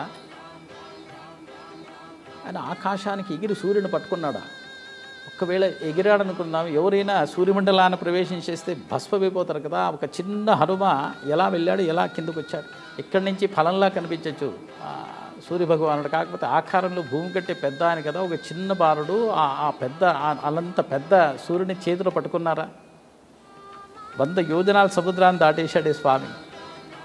సంజీవి పర్వతాన్ని తీసుకొచ్చి ప్రాణభిక్ష పెట్టాడే స్వామి. ఆంజనేయ స్వామి గురించి నాకు అర్థం ఏంటో చెప్పండి నేను ప్రార్థన చేసింది సీతమ్మ తల్లి. అప్పుడు సాక్షాత్ రాముల వారు ఆ తల్లికి మంత్రోపదేశంతో శ్రీ పంచముఖ హనుమత్ కవచం అనేటువంటి కవచం ద్వారా హనుమ గురించి చెప్పారమ్మా. అవునా స్వామి? అవునమ్మా, హనుమ గురించి ఆయన చెప్పారు. ఎందుకంటే చిన్నగా 2 దీంతో చెప్పాలి అంటే ఆయన ఇలా చెప్తున్నాడు. ఏంటంటే హనుమ అష్టసిద్ధులతో జన్మించాడు. అదొకటే. రెండోది ఏంటంటే సాక్షాత్ రుద్రాంశతో జన్మించాడు. అష్టసిద్ధులు కూడా అడిమా మహిమ గరిమా ప్రతిమా ప్రాప్తి ప్రాకామ్యం ఈశత్వం వశిత్వం అనేటువంటి 8 సిద్ధులవి. ఆయనకి ఇలాంటి సిద్ధులు అంటే అణిమా అంటే ఆంజనేయ స్వామి తలుచుకుంటే తన శరీరాన్ని సూక్ష్మ స్వరూపానికి కుదిచ్చేస్తాడు. ఆయనకు ఉండేటువంటి ఒక సిద్ధి. గరిమా అంటే తన తలుచుకుంటే తన శరీరాన్ని ఎంతైనా పెంచేస్తాడు. లఘిమా అంటే తన శరీరాన్ని ఎంత పెంచినా చాలా తేలిగ్గా అలా ఆకాశ మార్గంలో వెళ్ళిపోతాడు. బాలుడుగా ఉన్నాడు, సూర్యభగవాను చూశాడు, ఎగిరాడు. ఎలా వెళ్తున్నా అంటే కొన్ని వందల వేలు యోజనాలు దాటి వెళ్ళిపోయాడు. సూర్యమండలాన్ని ప్రవేశించినా కానీ ఆయనకుండేటువంటి సిద్ధులు సూర్యకిరణాలు జ్వాలను ఆయన ఏం చేయలేదు. కాకపోతే ఏమైందంటే ఆయన దగ్గరికి వెళుతూ ఇప్పుడు సూర్యుడు చాలా పెద్దగా కనిపిస్తున్నాడు. ఏం చేశాడు స్వామి అంటే తన శరీరాన్ని పెంచుతూ వెళ్ళిపోయాడు. ఎలా పెంచాడంటే సూర్యుడి కంటే 100 రెట్లు ఎక్కువ పెంచాడు. సూర్యుడు పట్టుకున్నాడు. సూర్యుడు భయపడ్డాడు. ఇంద్రుడు భయపడి వజ్రాయుధాన్ని ప్రయోగం చేశాడు స్వామి మీద. అదేమైంది, వజ్రాయుధం ఇక్కడికి వచ్చి కొట్టింది, కింద పడ్డాడు, స్పృహ పోయింది, ప్రాణం పోయింది. తల్లి వచ్చి చూసింది అంజనాదేవి. సరే ఎంత బాధపడుతూ అన్నట్టే నా బాలుడు చిన్న బాలుడు కదా, ఎవరైనా వజ్రాయుధాన్ని చిన్న బాలుడి మీద ప్రయోగం చేస్తారంటే బాధతో ఉంటే వాయుదేవుడు ఏం చేశాడంటే ఇంద్రుడి మీద కోపంతో మొత్తం 3 లోకాలను వాయుని స్తంభింపజేసేసాడు. కేమంది బ్రహ్మదేవుడు దేవతలు భయపడుతూ ఆంజనేయ స్వామి దగ్గరకు వచ్చి ఆయన స్పృహ వచ్చేలా చేసి ఆయనకి విశేషమైనటువంటి వరాలను కురిపించేశారు. అంటే ఎలాంటి అస్త్రం ఆంజనేయ స్వామిని ఏం చేయదు అనేటువంటి ఒక వరాలు ఇచ్చేశారు. ఋషులు వచ్చారు, మొత్తం వాళ్ళ తపోశక్తులను ఆంజనేయ స్వామికి ధారపోసేశారు. ఇప్పుడు ఏమైంది, చిన్న హనుమ అపారమైన శక్తి వచ్చింది ఆయనకి. ఆ శక్తిని ఎలా వాడుకున్నాడు చిన్న బాలుడు అంటే ఒక పర్వతాన్ని చూస్తున్నాడు, పర్వతాన్ని పొడి చేసేస్తున్నాడు. హోమాలు చేస్తున్నారు ఋషులు. ఆ సమిధులు హోమకుండంలో వేస్తుంటే చిన్న హనుమ వృక్షాలను పెక్కిలించి తీసుకుపోయి హోమకుండంలో వేసేస్తున్నారు. చూశారు ఋషులు, అబ్బా ఇంత అపారమైన శక్తి ఇంత చిన్న బాలుడికి పనికిరాదని చేశారంటే ఆయనలో ఉండేటువంటి శక్తి ఆయన గుర్తుకు రాకుండా చేశారు. సో ఎప్పుడైతే అలా అయిందో మామూలు ఆంజనేయ స్వామి అయిపోయాడమ్మా. సీతామహాలక్ష్మి ఆయన ఎలా చేశాడంటే ఇలాంటి సిద్ధులు ఉండే దాని వలన చేశాడు అనేటువంటిది. అంతేకాకుండా పంచముఖ ఆంజనేయ స్వామి స్వరూపం గురించి దాన్ని వివరిస్తూ చెప్పిండేటువంటి శ్రీ పంచముఖ హనుమత్ కవచమమ్మ. ఆంజనేయ స్వామి మరొక రాములు అని అన్నారు కాబట్టి ఆ రామచంద్ర స్వామి హనుమ గురించి ఎక్కువగా ఎవరు చెప్పారంటే రాముల వారే చెప్పేటటువంటి విషయం అమ్మా ఇది. జై శ్రీరామ్. శబరి రామాయణంలో ఉందా స్వామి ఆ పాత్ర? ఉంది కదమ్మా. శబరి ఉన్నారమ్మా. శబరి ఆశ్రమానికి రామలక్ష్మణులు రావడం అదంతా ఉంది ఉందమ్మా. అంటే ఇప్పుడు కిష్కింధా నగరానికి వాళ్ళు వెళ్ళేటప్పుడు అంటే సీతమ్మని అపహరణ అయిపోయింది అరణ్యంలో. సో వెతుకుతూ వస్తూ ఉండేటప్పుడు మనకి ఎప్పుడు శబరి దగ్గరికి వచ్చారమ్మా. శబరి దగ్గర వచ్చి ఇప్పుడు శబరి ఆశ్రమాన్ని ఎక్కడ చూడొచ్చు స్వామి మనం? ఇప్పుడు ప్రస్తుతానికమ్మా సో ఎక్కడో నార్త్లో ఉంది అంటున్నారమ్మా. అది నాకు సరిగ్గా తెలీదు. శబరి ఆశ్రమం గురించి నాకు తెలియదమ్మా. కాకపోతే శబరి విషయం కానీ శబరి ఆతిథ్యం కానీ శబరి ఒక నిర్దేశంతో వాళ్ళు సుగ్రీవుని కలవడం అన్నీ కూడా మనకు రామాయణంలో కనిపిస్తుందమ్మా. ఆంజనేయ స్వామిని అష్టసిద్ధి నవనిధికే దాత అంటారు. అవునమ్మా. అష్టసిద్ధులు ఆయన వశంలో ఉన్నాయంటారు. అది ఉన్నాయి కాబట్టి ఆయన ఇవన్నీ చేయగలిగారు. అది ప్రస్తుతం సమాజంలో మానవుడు సాధించగలుగుతాడా స్వామి? అమ్మా, అవి మనం చెప్పలేం. యుగ ధర్మాన్ని బట్టి భగవద్ నిర్ణయాలను బట్టి జరిగేటువంటి విషయాలు అవన్నీ కూడా ఇలా ఎలా జరుగుతుందా అంటే మనం చెప్పేటువంటి వాళ్ళు కాదు. అంటే సాధనా క్రమంలో ఆంజనేయ స్వామి స్థితికి చేరుకోగలిగిన భక్తుడు ఎవరైనా ఉన్నాడా? అమ్మా, మనకి ఎందరో మహానుభావులమ్మా. సో మనకు కనిపించకపోవచ్చు, ఖచ్చితంగా ఉన్నారు. సో మనకి ఎప్పుడు దర్శనమిస్తారో తెలియదు, ఖచ్చితంగా ఉన్నారమ్మా. మన సనాతన ధర్మంలో చెప్పిండేటువంటి ప్రతి ఒక్క అక్షరం ప్రతి ఒక్క విషయం మనం స్వీకరించాల్సినటువంటి విషయం. ఇప్పుడు మనకి ఆ ఒక ధర్మాన్ని ఆ ఒక ఋషి బోధల్ని మనము ఫాలో అవుతే మనకు ఉపయోగమే కానీ దాని నుంచి నష్టపోయేది మనం పరిపూర్ణంగా మనకి బెనిఫిట్ అయ్యేటువంటిది పూర్తిగా. ఇప్పుడు చిన్న విషయం చెప్తాను చూడండి. ఒక శిష్యుడు గురువు గారిని అడుగుతున్నారు, ఎందుకు అన్ని రోగాలు మనుష్యులకు వస్తున్నాయి, పక్షులకి ఈ ప్రాణులకి లేదే ఈ యొక్క రోగాలన్నీ కూడా? సో దీని గురించి చెప్పండి నేను గురువు గారిని అడిగితే ఆయన ఏం చేశాడంటే, మనం ప్రతిరోజు వినేటువంటి వెంకటేశ్వర సుప్రభాతంలో 8వ శ్లోకాన్ని తీసుకుని ఆయనకి చెప్తున్నారు. 8వ శ్లోకం ఏం చెప్తా? ఉన్మేల్యనేత్తయుగమత్తమ పంచరత్తాహం పాత్రాపశిష్ట కదలీ ఫలపాయతాని భుక్త్వా తలీలమథకేలి శుకాః పఠంతి శేషాద్రిశేఖర విభో తవతు ప్రభాతం అనేటువంటి శ్లోకాన్ని తీసుకున్నారు. ఇదేంటి అంటే బ్రాహ్మీ ముహూర్తం అనేటువంటిది మనకు ఒక వరం. మనకి ఎవరైనా ఒక మంచి సమయాన్ని చెప్పండి అంటే బ్రాహ్మీ ముహూర్తంలో చేసేయండి అంటాం. ఎందుకంటే సూర్యోదయాత్ పూర్వం వచ్చేటువంటి ముహూర్తం ఇది. అన్ని రాహుకాలాలు, గుళికాలాలు, యమగండ కాలాలు అన్నీ కూడా సూర్యోదయం అయిన తర్వాత వచ్చేటువంటిది. ఈ బ్రాహ్మీ ముహూర్తం అనేటువంటిది శుక్రగ్రహము ఆ సమయంలోనే ఉదయిస్తాడు, అస్తమిస్తాడు కూడా. ఆ ముహూర్తాన్ని శుక్రగ్రహం పొద్దున్న ప్రాతకాలంలో అందరు దేవతలు ఆ సమయంలో లేచి మానసరోవరంలో స్నానం ఆచరించి భగవదారాధన చేసుకుంటారు. అందరు ఋషులు కూడా ఆ సమయంలోనే వాళ్ళ నదుల్లో స్నానాలు, నిత్యాగ్నిహోత్రులు అనుష్ఠానాలు జరుగుతాయి. ఆ సమయంలోనే ప్రతి ప్రాణి, ప్రతి పక్షులు అన్ని ఆ సమయంలో లేస్తాయి. అంటే బ్రాహ్మీ ముహూర్తంలో ఉన్మీల్య నేత్ర అంటే హాఫ్ ఓపెన్ ఐస్లో ఆ పక్షులు లేస్తాయి పొద్దునే బ్రాహ్మీ ముహూర్తంలో. సెలవుగానే ఏం చేస్తారంటే ఆ పంజరాల నుంచి బయటకు వస్తాయి. పంజరాల నుంచి బయటకు వచ్చి మనము మన ఆలయాల్లో ఏం చేస్తాం, పొద్దున్న ఆరాధన ప్రసాదాలని అన్ని నివేదన చేస్తాం. పొద్దునుంచి సాయంత్రం వచ్చే భక్తులకి అందరికీ పంచుతాం. ఆలయం మూసేటప్పుడు మిగిలిపోయేటువంటి ఒక శేషు ప్రసాదాన్ని ఏం చేస్తాం, ఏదో ఆలయం వెనుకలో బకెట్లను పాటలను వేసేస్తాం. ఈ పక్షులు ఏం చేస్తాయంటే అక్కడికి వస్తాయి. పాత్ర వశిష్ట కదలీ ఫలపాయసాని భుక్త్వా అక్కడికి వచ్చి ఎంతో సంతోషంగా భుజిస్తాయమ్మ. భుజించి ఆనందంతో సలీలమథకేలి శుకాః పఠంతి. స్వామి, రాత్రి పడుకున్నాం, పొద్దునే లేవగలిగామంటే మేము లేచామా కాదు, మీరు లేపించారు స్వామి మమ్మల్ని. మేము చూడగలుగుతున్నాం, వినగలుగుతున్నాం, మేము ఇలా పారాడగలుగుతున్నాం. అంతేకాకుండా ప్రాతకాలంలో ప్రసాదం కూడా పెట్టేశారు స్వామి. సో మాకమట్టమేనా ఈ సృష్టిలో ఉండేటువంటి ప్రతి జీవులకి ఇస్తుండేటువంటిది. ఒక చిన్న బ్యాక్టీరియా ఎక్కడో డీప్ వాటర్లో ఉండేది కావచ్చు, లేదా చిన్న వృక్షం ఎక్కడో పర్వతం మీద పెరుగుతుండేటువంటి ఒక వృక్షం కావచ్చు. దానికి ఎవరు నీళ్లు పోసేవారు లేదు, దీనికి ఆహారం ఇచ్చేవాళ్ళు లేదు. అయినా మీరు అందరినీ సంరక్షణ చేస్తున్నారు స్వామి, మీ దర్శనం మాకు కావాలి, 3 లోకాలని మీ మీ మీ ఆశీస్సులు కావాలి స్వామి. శేషాద్రిశేఖర విభో తప సుప్రభాతం అని స్వామికి సుప్రభాతం పాడుతున్నారు. స్వామి ఏం చెప్తున్నారంటే, ఈ పక్షులు పొద్దునే లేస్తాయి కదా, లేచినప్పటి నుంచి all the day it will be active. So అంటే లేజినెస్గా ఉండదు. సో ఇక్కడికి ఇంకొక చోటుకి వెళ్ళడం, అక్కడ ఆహారం కలెక్ట్ చేసుకోవడం, మళ్ళీ తీసుకొచ్చి పిల్లలకు పెట్టడం, మళ్ళీ వెనక్కిపోవడం, ఇలా పొద్దు నుంచి సాయంత్రం కష్టపడి పనిచేస్తాయి. సూర్యాస్తం ఆ సన్సెట్ అవుతుంది కదా, అప్పుడు అన్ని పక్షులు 100% ఒక్క పక్షి కూడా బయట ఉంటుంది. సూర్యోదయంలో ఒక్క పక్షి కూడా పంజరంలో ఉంటుంది.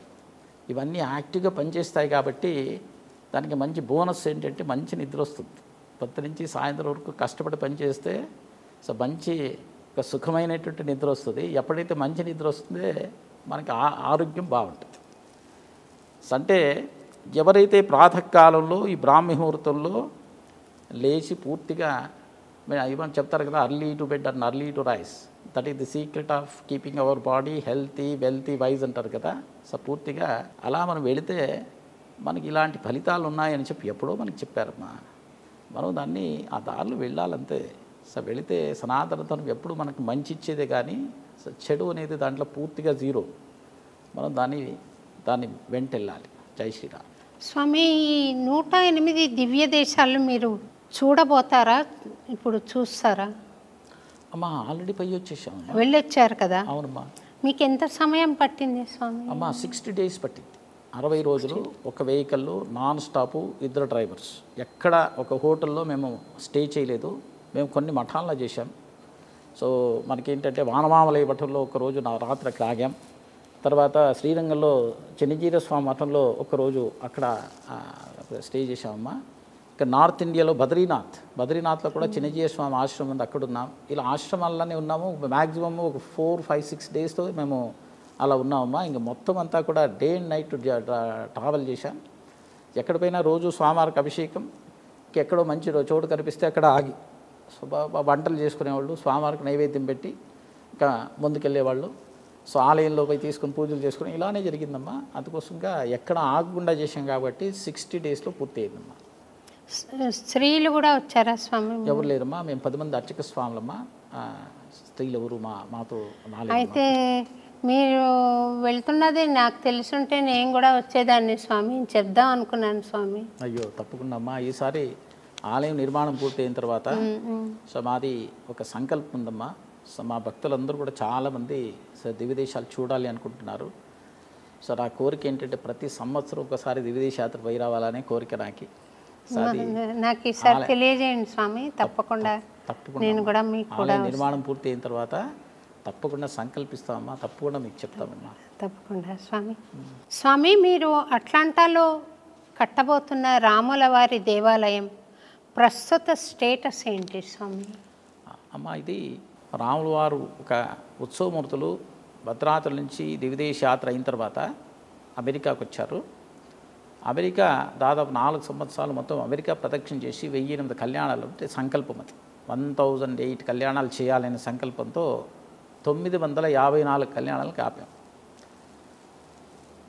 2018లో ఒక అనానిమస్ డివోటీ ఆయన 33 ఎకరాలు ఆలయానికి భూదానం చేశారు. 2019లో భూమి పూజ జరిగింది, శంకుస్థాపన కూడా జరిగింది. మన భద్రాచలం ప్రధాన అర్చకులు సీతారామాచార్యుల వారు ఆలయం నుంచి ఒక శంకును తీసుకొచ్చి అక్కడ ప్రతిష్ట శంకుస్థాపన చేశాము. 2020-21 ఈ 2 సంవత్సరాలు కోవిడ్లో హోల్డ్ అయింది మొత్తం. 2022 May 19 కౌంటీ పర్మిషన్స్ ఇచ్చారు, లోకల్ కౌంటీ అక్కడ. సో May 2022 నుంచి కన్స్ట్రక్షన్ యాక్టివిటీస్ స్టార్ట్ అయ్యాయి. సో ముందుగా ఈ ఆలయం సంకల్పం భద్రాద్రి రాముల వారు రామదాస్ గారు ఆలయాన్ని ఎలా నిర్మాణం చేశారు, కాపీ ఆఫ్ ద టెంపుల్. 2020లో ఒక టీము స్థపతుల టీం ఏం చేశారంటే భద్రాద్రికి వెళ్ళి ఒక 10 రోజులు అక్కడ స్టే చేసి మొత్తం టెంపుల్ కాపీ చేసుకున్నారు. తర్వాత మనకి రీసెంట్గా యాదగిరిగుట్ట చెక్కిండేటువంటి ఒక స్థపతి శిల్పులు, ఆయన పేరు బాలసుబ్రహ్మణ్యం గారు. ఆయన సొంత స్థలం ఆళ్ళగడ్డ, కర్నూలు పక్కన ఉంటుంది, నంద్యాల జిల్లా. అక్కడ వాళ్ళ శిల్పశాల ఉంది. ఆయన పరిచయం అయ్యారు. ఆయనతో మేము యాదగిరికి వెళ్ళి ఆయన చేసిన పని మాకు చూపించారు. చూపించిన తర్వాత చాలా అద్భుతంగా చెక్కారు. అంతేకాకుండా శిల కూడా కృష్ణశిల మనకి మన దక్షిణ భారతంలో మన ఆగముక్తంగా కట్టేటువంటి ఆలయానికి ఏ శిల్ప మనకి నిర్దేశించారో అదే శిల్పం అది. సో అన్నీ కూడా ఆయన మాట్లాడిన తర్వాత మేము మా కమిటీ వాళ్ళకి చెప్పాం, ఇలా ఆలయం నిర్మాణం చాలా అద్భుతంగా చేశారు. సో వీళ్ళతో మనం వెళదామని చెప్పి మనము వాళ్ళతో చెప్పిన తర్వాత అప్పటికి మాకు ఒక 3-4 కోట్లు కూడా ఇచ్చారు. వేరే వేరే జైపూర్ నుంచి, తర్వాత తిరుపతి నుంచి ఇచ్చారు. సో వీళ్ళు చేసిన పనులు బట్టి వీళ్ళు బాగా స్వామి వీటిని చూజ్ చేసుకున్నారు. సో కన్స్ట్రక్షన్ ఇప్పుడు ఏమైందంటే వాళ్ళు 2 సంవత్సరాల నుంచి 200 మంది శిల్పులు పూర్తిగా ఆలయాన్ని చెక్కి పూర్తి చేశారు. భద్రాచలం చూస్తే రామాలయం ఉంటుంది, రామాలయం ఎదురుగా ఆంజనేయ స్వామి ఆలయం ఉంటుంది. ఈ 2 ఆలయాన్ని కార్వేషన్ కంప్లీట్ చేశారమ్మా. ఇప్పుడు దాన్ని అమెరికాకి షిఫ్ట్ చేస్తున్నారు. షిఫ్ట్ చేసి మనకి ఆ సివిల్ వర్క్స్ ఇంకా మనం మొదలు పెట్టాలి. సివిల్ వర్క్స్ మేబీ ఆగస్ట్ ఎండ్లో స్టార్ట్ కావచ్చు అనుకుంటున్నాము. ఆగస్టు సెప్టెంబర్ ఎండ్లో అమ్మా. సో దాన్ని సివిల్ వర్క్స్ పూర్తి చేసి ఈ ఆలయాన్ని షిఫ్ట్ చేసి అక్కడ ఇన్స్టాల్ చేసి నెక్స్ట్ ఇయర్ ప్రతిష్ఠ చేయాలనేటువంటి ఒక సంకల్పమ్మా. సో ఇది మనకి పూర్తిగా ఈ ఆలయం స్టేటస్. అంతేకాకుండా ఈ ఆలయం కోసంగా ఒక ఈవెంట్ కూడా మేము 2 సంవత్సరాల నుంచి చేస్తున్నాం. అక్టోబర్ 4, 2022 ఆ రోజు మనకి విజయదశమి రోజు. సో నార్త్ కెరోలినా అమెరికా నుంచి ప్రారంభించాము ఈ ఆంజనేయ స్వామి పూజలు. దీని పేరు సర్వం శ్రీరామార్పణమస్తునేటువంటి పూజ. అంటే ఈ పూజలు ఎలా ఉంటుందంటే ఆంజనేయ స్వామి వెళ్ళి డివోటీస్ తలుపు తడతారు.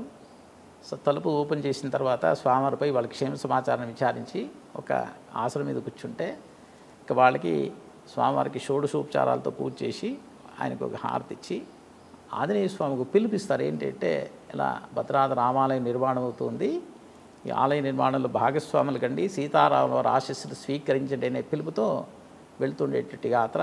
ఇప్పుడు ప్రస్తుతానికి కాలిఫోర్నియాలో జనవరి నుంచి ఇప్పటి వరకు ఉన్నాయమ్మా, ఆ పూజలు జరుగుతుందమ్మా. ఇది మన టెంపుల్ స్టేటస్ అమ్మా. జై శ్రీరామ్. సంతోషం స్వామి.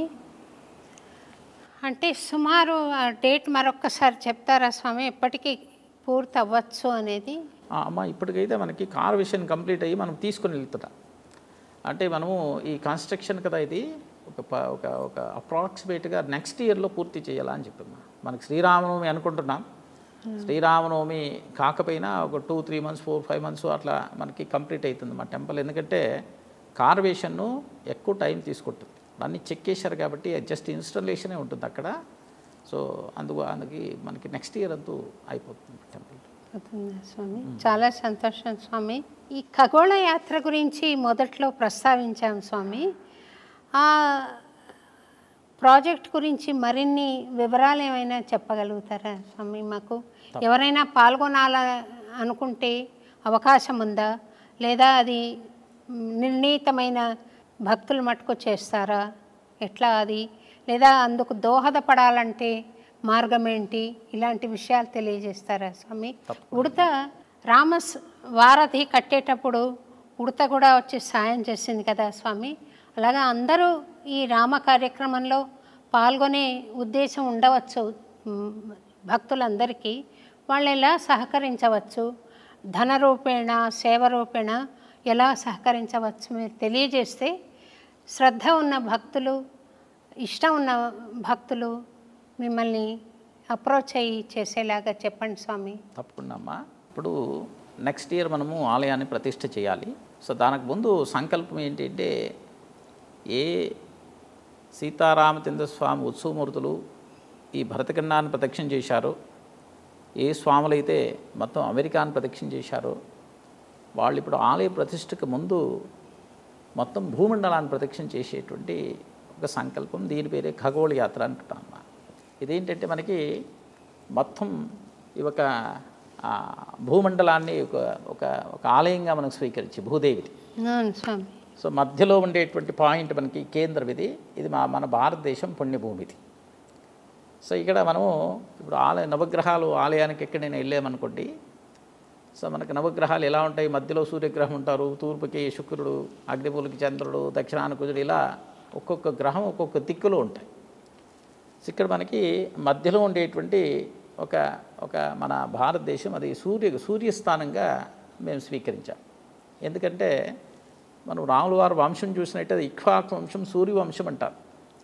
సూర్యస్థానం కాబట్టి ఇది సూర్యస్థానం ఆదిత్యం మధ్యలో. సో తర్వాత ఒక్కొక్క దిక్కుకి మనకి ఒక్కొక్క గ్రహాన్ని ఎక్కడ ఏ దిశలో ఉన్నారు అనేది దాని పాయింట్స్ పెట్టుకున్నా. సో తర్వాత అష్టదిక్పాలకులు. సో ఏ దిక్కులో ఏ దిక్పాలకులు ఉంటారు. ఇంద్రాది అష్టదిక్పాలకులు ఉంటారు. పూర్వ దిక్కులో ఇంద్రుడు ఉంటే, అగ్ని దిక్కులో అగ్ని, దక్షిణ దిక్కుకి యముడు, తర్వాత నిరుతి, ఇలా 8 దిక్కులకి 8 అష్టదిక్పాలకులు ఉంటారు. మనకి 27 నక్షత్రాలు, 9 నవగ్రహాలు, 12 రాశులు మనకి జ్యోతిష శాస్త్రంలో కనిపిస్తుంది. ఇవన్నీ కలిపితే 48 అవుతాయి. దీన్నే మనం మండలం అంటాం, ఒక మండలం అంటాం. అంటే ఇవన్నీ కూడా ఈ సంకల్పం సాక్షాత్ భగవత్ సంకల్పం ఎందుకోసం జరుగుతుంది అంటే స్వామివారి సంకల్పం లోక కళ్యాణం కోసం ఇది జరుగుతుండేటువంటి ఈ యాత్ర. ప్రపంచంలో ఉండేటువంటి ప్రతి ఒక్కరు రామానుగ్రహంతో మంచిగా జీవించాలి, మంచిగా ఉండాలి అనే సంకల్పంతో జరుగుతుండేటువంటిది. ఇక ప్రారంభం మనకి ఇక్కడ అయోధ్యలో ఆగస్టు 17 ప్రారంభించి ఆ రోజు అక్కడ నక్షత్రాలకి, గ్రహాలకి, రాశులకి అన్నిటికీ శాంతి జపాలు జరిపి హోమాలు చేసి పూర్ణాహుతి చేసి ఒక సీతారాముల వారి కళ్యాణం, శాంతి కళ్యాణం జరుగుతుంది. అక్కడి నుంచి ఫస్ట్ ప్లేస్ మనకి క్యాంబోడియా పూర్వ దిశకు ఉంటుంది. అంటే క్యాంబోడియా మనం తీస్తే ఫర్ ఎగ్జాంపుల్ అక్కడ ఎవరెవరు ఉంటారు అంటే ముందుగా శుక్రగ్రహం ఉంటారు తూర్పు దిక్కులో. మనకి ఇంద్రాది అష్టదిక్పాలకులు ఇంద్రుడు ఉంటాడు. మనకి రాశుల్లో తీసుకునేటది మేషరాశి, సింహరాశి ఉంటారు. సో ఇన్ పర్టికులర్ మనకి మేషరాశికి అశ్విని నక్షత్రం, భరణి నక్షత్రం, కృతిక ప్రథమ పాదం అంటే 9 పాదాలు మేషరాశికి. ఇక సింహరాశికి మఖ, పుబ్బ, ఉత్తర 1వ పాదం వరకును సింహరాశి చేస్తాయి కాబట్టి ఆ నక్షత్రాలు. అంటే ఒక ప్రీస్ట్ టీం అమ్మ సమూహం స్వామివారితో ఈ అంతరిక్షంలో ప్రయాణం చేసేటప్పుడు దీనికి ఈ దిశకి సంబంధించిన అన్ని నక్షత్రాలు, గ్రహాలు, రాశులకి జపాలు జరుపుతూ ఒక పర్టికులర్ కౌంటుతో ఎక్కడైతే ల్యాండ్ అవుతామో అక్కడ దీనికి జపాలు జరిపి వాళ్ళకి అందరికీ ఆహుతులు ఇచ్చి హోమం చేసి పూర్ణాహుతి చేసి అక్కడ సీతారాముల కళ్యాణం జరిపి ఇక మిగతావన్నీ అలాగే వెళుతాయమ్మా. మనకి బిగ్గెస్ట్ ఈవెంట్ కాలిఫోర్నియా.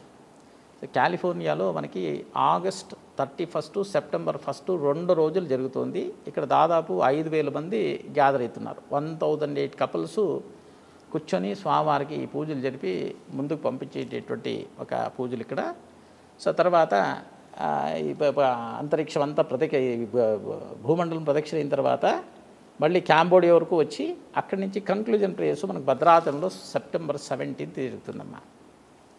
ఇవన్నీ కూడా ఎవరైనా భక్తులు దీంట్లో పాల్గొనాలి, భాగస్వాములు కావాలి అంటే మనకు ఆప్షన్స్ ఉన్నాయి. సో మన టెంపుల్ వెబ్సైట్ అండి www.jaisriram.org JAISRIRAM.org. సో దీంట్లో వరకు ఎవరైనా నక్షత్ర శాంతి లేదు సీతారాముల వారి కళ్యాణం కపుల్ ఆఫ్ ఆప్షన్స్ ఉన్నాయి. మనం ఏది కంఫర్టబుల్గా ఉన్నామో దాన్ని చూజ్ చేసుకునేటువంటి అవకాశం ఉంది. అంతేకాకుండా ఇవన్నీ సంకల్పం ఏంటంటే ఆలయ నిర్మాణం కోసంగా జరుగుతుండేటువంటి ఒక పూజలు ఇవన్నీ కూడా. సో భగవత్ సంకల్పంతో సో ఆలయం ఇప్పుడు పూర్తి చెక్ చేశారండి. సో ఆలయం కూడా మొత్తం ఐటమైజ్ చేశారు కంప్లీట్గా. టెంపుల్ని ఒక స్టోన్ అనుకోండి, ఒక పిల్లర్ అనుకోండి, ఒక విగ్రహం అనుకోండి, ఒక రథచక్రం అనుకోండి, ఒక అశ్వవాహనం అనుకోండి, అన్నీ కంప్లీట్గా ఐటమైజ్ చేసి ఒక్కొక్క ఐటమ్ ఒక డిఫరెంట్ ప్రైజెస్తో పెట్టారు. సో ఏదైనా మనం రామార్పణం అంటే దీన్ని డొనేషన్ అనే వర్డ్ రీప్లేస్ చేసి రామార్పణం అంటున్నాం. సో డొనేషన్ అంటే ఏదో నేను ఇస్తున్నాను అనేటువంటి కాన్సెప్ట్ కాకుండా నేను రాముల వారి ఆలయానికి దాని స్వామివారి పాదార్పణ చేసుకున్నాను అనేటువంటి ఒక సంకల్పంతో ఎవరైనా చేసుకోవాలి అనుకుంటే దాన్ని కూడా డిఫరెంట్ ఆప్షన్స్ ఉన్నాయి. సో దాన్ని కూడా చూజ్ చేసుకోవచ్చండి. సో ఫైనలీ ఒక శ్లోకంతో నేను పూర్తి చేయాలనుకుంటున్నాను. మనం ఆలయ నిర్మాణంలో భాగస్వాములు అయితే మనకు వచ్చేటువంటి ఫలితం ఏంటి అనేటువంటిది ఒకటి. మనకి పాద్మ సంహితలో ఒక శ్లోకంలో ఇలా చెప్తారు. కోటి గ్రామేషు విప్రాణాం తటాకే ద్వికోటిభిః త్రికోటికూప సంయుక్తం చతుష్కోటి వనాంతరం పంచకోటిస్తు కన్యాయాం ధేనూనాం షష్టకోటిభిః శతకోటిస్తు యజ్ఞానాం ప్రతిష్టా ఫలముత్తమం అంటారు. అంటే ఆలయ నిర్మాణంలో భాగస్వాములైతే కోటి గ్రామేషు విప్రాణాం మన ఆలయ అంటే కోటి గ్రామాల్ని నిర్మాణం చేసి మనం దానం చేస్తే ఏ ఫలితం ఉందో తటాకే ద్వికోటిభిః 2 కోట్ల చెరువులు కట్టి దానం చేసినంత ఫలితం. 3,00,00,000 కూప సంయుక్తం 3 కోట్ల బావిలు తవ్వి దానం చేసినంత ఫలితం. 4,00,00,000 వనాంతరం 4 కోట్ల వనాల్ని పెంచి దానం చేస్తే ఏ ఫలితం ఉందో ఆ ఫలితం. 5,00,00,000 కన్యాయాం 5 కోట్ల కన్యాదానం చేసినంత ఫలితం. ధేనూనాం 6,00,00,000 6 కోట్ల గోదానాలు చేసినంత ఫలితం. 100,00,00,000 యజ్ఞానాం 100 కోట్ల యజ్ఞాలు చేసినంత ఫలితం. ప్రతిష్టా ఫలముత్తమం అద్భుతమైనటువంటి ఫలితం బట్టి. అంటే ఇక్కడ మన ప్రశ్న, 100 సంవత్సరాలు మనం జీవిస్తే 100 × 365 ఇంతవరకు మన ఫలితాలు రావచ్చు, కానీ ఇన్ని కోట్ల ఫలితాలు ఎలా వస్తాయి అనేటువంటిది ఒక విషయం. అది ఇదేంటంటే, ఉదాహరణకి మనకి తిరుపతి ఆలయం ఉందండి, అహోబిలం ఉందండి, శ్రీరంగం ఉందండి. ఎప్పటి నుంచి ఉన్నాయి ఈ ఆలయాలు? కొన్ని వేల సంవత్సరాల నుంచి ఉన్నాయి. అంటే మన పురాణోక్తంగా కొన్ని లక్షల సంవత్సరాలు నుంచి ఉన్నాయి ఆలయాలు. మనకి హిస్టారికలీ ఏం చెప్తున్నారంటే, these temples are in between 5,000 to 7,000 years అంటున్నారు. మనం లీస్ట్ నెంబర్ 5,000 years తీసుకున్నాం చాలు. అంటే మనలా అందరూ కలిసి ఆలయాన్ని 5,000 సంవత్సరాల క్రితం ఆలయం నిర్మాణం చేశారు. ఈరోజు ఏ భక్తుడైతే తన పాదాన్ని ఆ పుణ్యభూమిలో క్షేత్రాల్లో పెడతారో ఆ ఫలితం అండి. ఆలయ నిర్మాణం చేసేటువంటి దాతలు ఉన్నారు కదా, వాళ్ళు తరతరాలు పొంచేటువంటి అద్భుతమైనటువంటి సేవ. ఇప్పుడు ఏదో ఒక చారిటీస్ అనుకుందాం, ఏదో చారిటీస్కి మనం డొనేట్ చేశామనుకున్నాం, మంచి అద్భుతమైనటువంటి సేవ. కాకపోతే how long it will exist అంటే ఒక 50 సంవత్సరాలు ఉంటాయా, 100 సంవత్సరాల, 2 సంవత్సరాల, అంతే, దానికంటే ఎక్కువ ఉండదండి చారిటీస్. కాకపోతే ఆలయాలు అనేటువంటిది కొన్ని వందల వేల సంవత్సరాలు ఉన్నటువంటి ఆలయాలు కాబట్టి ఈరోజు మనము ఏ సేవ చేస్తామో కొన్ని వందల వేల లక్షల ఒక భక్తులకి అందించేటువంటి అద్భుతమైనటువంటి భగవదానుగ్రహం కాబట్టి ఆలయ నిర్మాణం భాగస్వాములు కావాలి అంటే మన జన్మజన్మల పుణ్యం అండి. సో భక్తాదులందరూ కూడా ఈ యొక్క అవకాశాన్ని స్వీకరించి తమ యథాశక్తి, మా అమ్మవారు చెప్పారు ఉడత సేవ అన్నారు కదా, సో అది కూడా ఎంతో ఒక అనంత కోటిగా భావించేటువంటి ఒక అద్భుతమైన ఆలయం. అందరూ కూడా ఈ అవకాశాన్ని సద్వినియోగం చేసుకొని రామాలయ నిర్మాణంలో పాల్గొని రామానుగ్రహం స్వీకరించాలి అనేటువంటి సాక్షాత్ రాముల వారు పిలుపండి. జై శ్రీరామ్.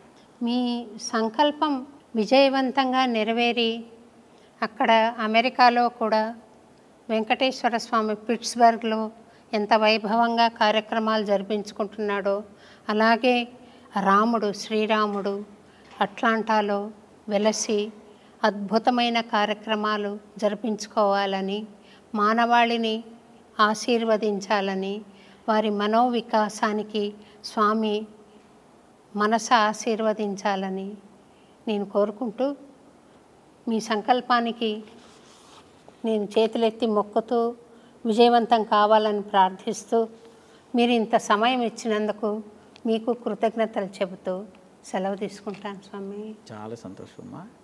జై శ్రీరామ్.